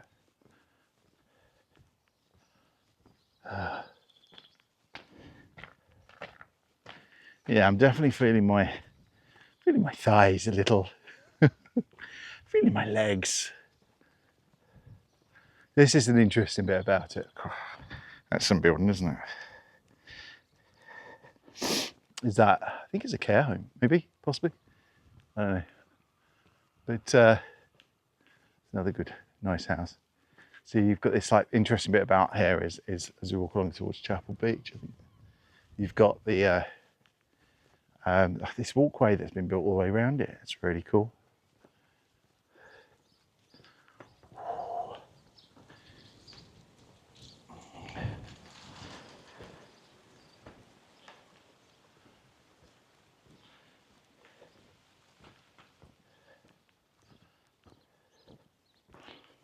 What it might be is that I need, let's say, some sustenance. I mean, it might resort to the protein flapjacks if they're any good.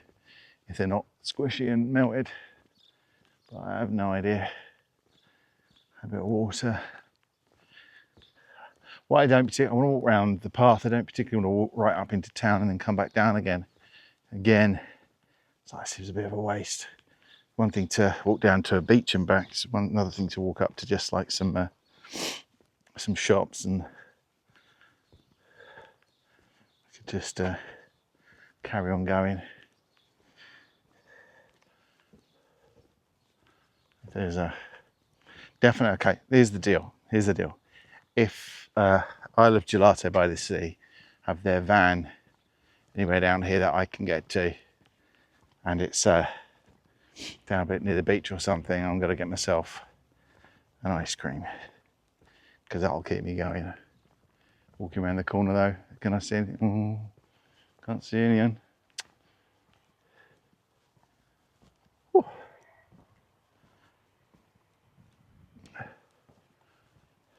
Obviously we need to pause in a minute anyway. I just found this interesting. It looks like a little docking spot. I don't know if you'll be able to make it out. It's probably too dark. I'll try and line it up a bit for you. But clearly you could sail into that. It says 1889 above it. Almost like one of those little smugglers spots. It's probably just where they kept sort of a boat where it's safe. Some private little dinghy or something. But it's nice to think it might have been used for smuggling.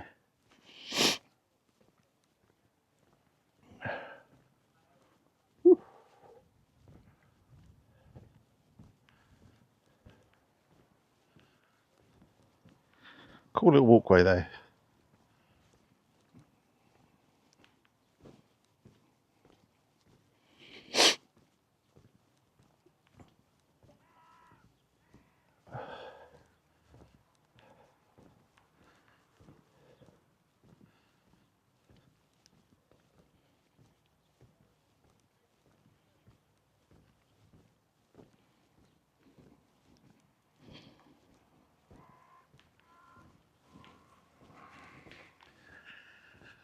Whew.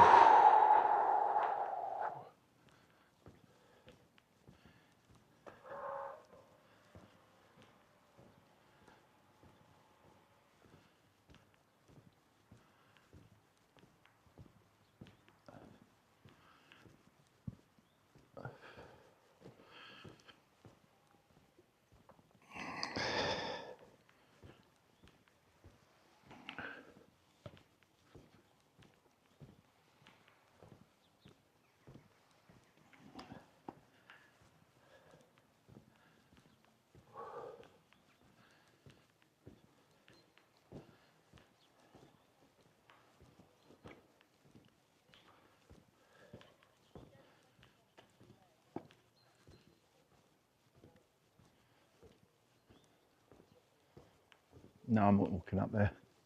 And I can just carry on walking around. Seems like a real waste of time and energy. You might have to check out these flapjacks. You can't call it lazy when I've been walking for 3 hours and 16 minutes.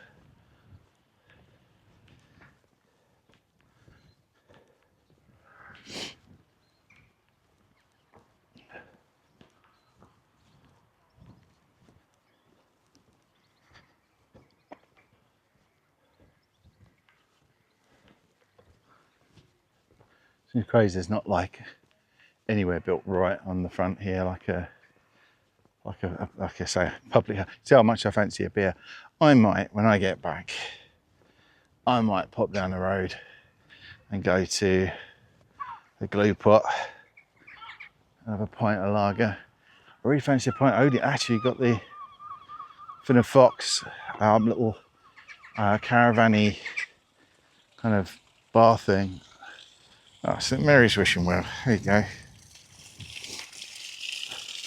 St Mary's Well, Chapel Beach. This well water is unfit for drinking. I wonder how unfit it is. Not that I'm going to use it, but I just wondered if filter it. I'm sure you could filter it, but I just wonder how reason for it to be bad. It's probably bad pipes and stuff like that. But if I had my filter with me, it would be like, sure, it'd be super cold, and it'd be perfectly safe because it removes all chemicals, heavy metals, microplastics, bacteria, everything. It's like such a, you could use it in a major emergency. It would be very useful. Have we got any? Oh yes, that's that Living Hope up there. Yeah. Right. Whew.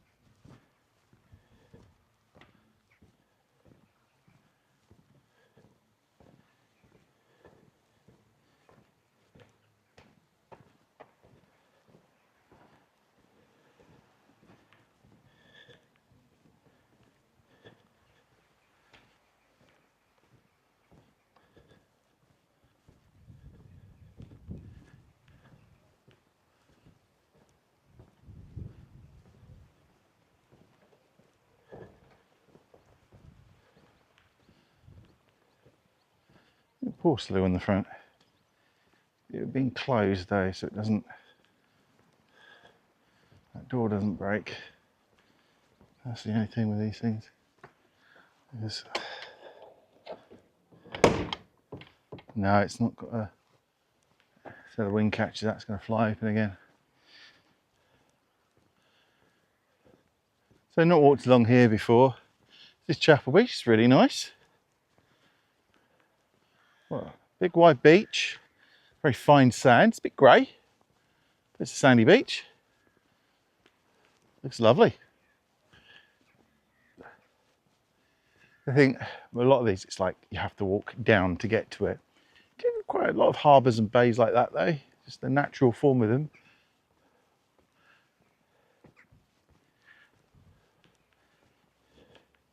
But I don't know if you've ever done it as a parent. I have, where we've been on the beach all day and you get to the end of the day and here you are walking back up with the child on your shoulders and a cool box and windbreakers and towels and beach tents and everything under your arms, and you're just carrying everything up. Not that my wife wouldn't be carrying, she'd probably be pushing a buggy through sand with another child in that. And actually my kids weren't whingers or moaners or anything like that. They loved the beach. We'd spend all day on there. But it is like that classic, isn't it? If you've got that big walk up steps or up a slope afterwards, it's hard work.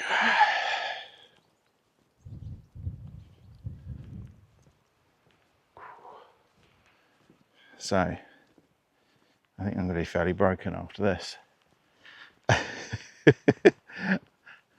And I think from when our bath at the moment is full of sand from when one of my kids went to the beach the other day and had a bath afterwards, and it's like we have a bath of sand at the moment, so I need to wash that out so I could have a soak maybe. To be fair, I'll take some anti-inflammatories and some glucosamine chondroitin and some various other stuff, and I'll be absolutely fine. I'll recover. Nice shower. This exciting nice apartment's been built here. It's up to the top left. Whoop.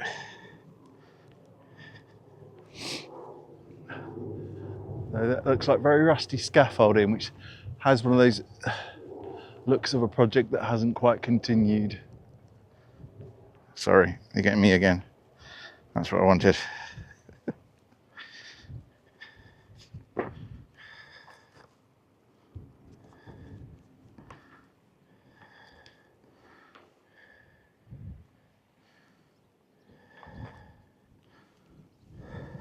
Interesting.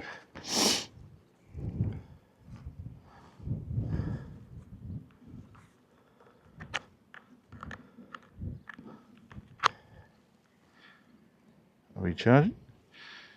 almost doesn't look like we're charging. What have we got on there?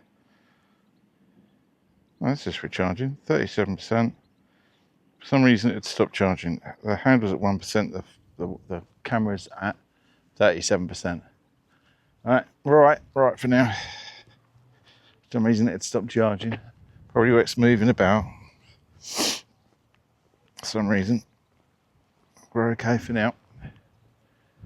Whew.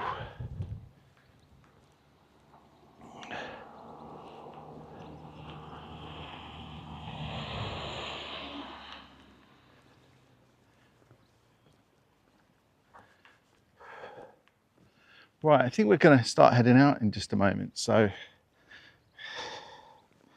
let's do a quick goodbye and hello again. Hello again, hello.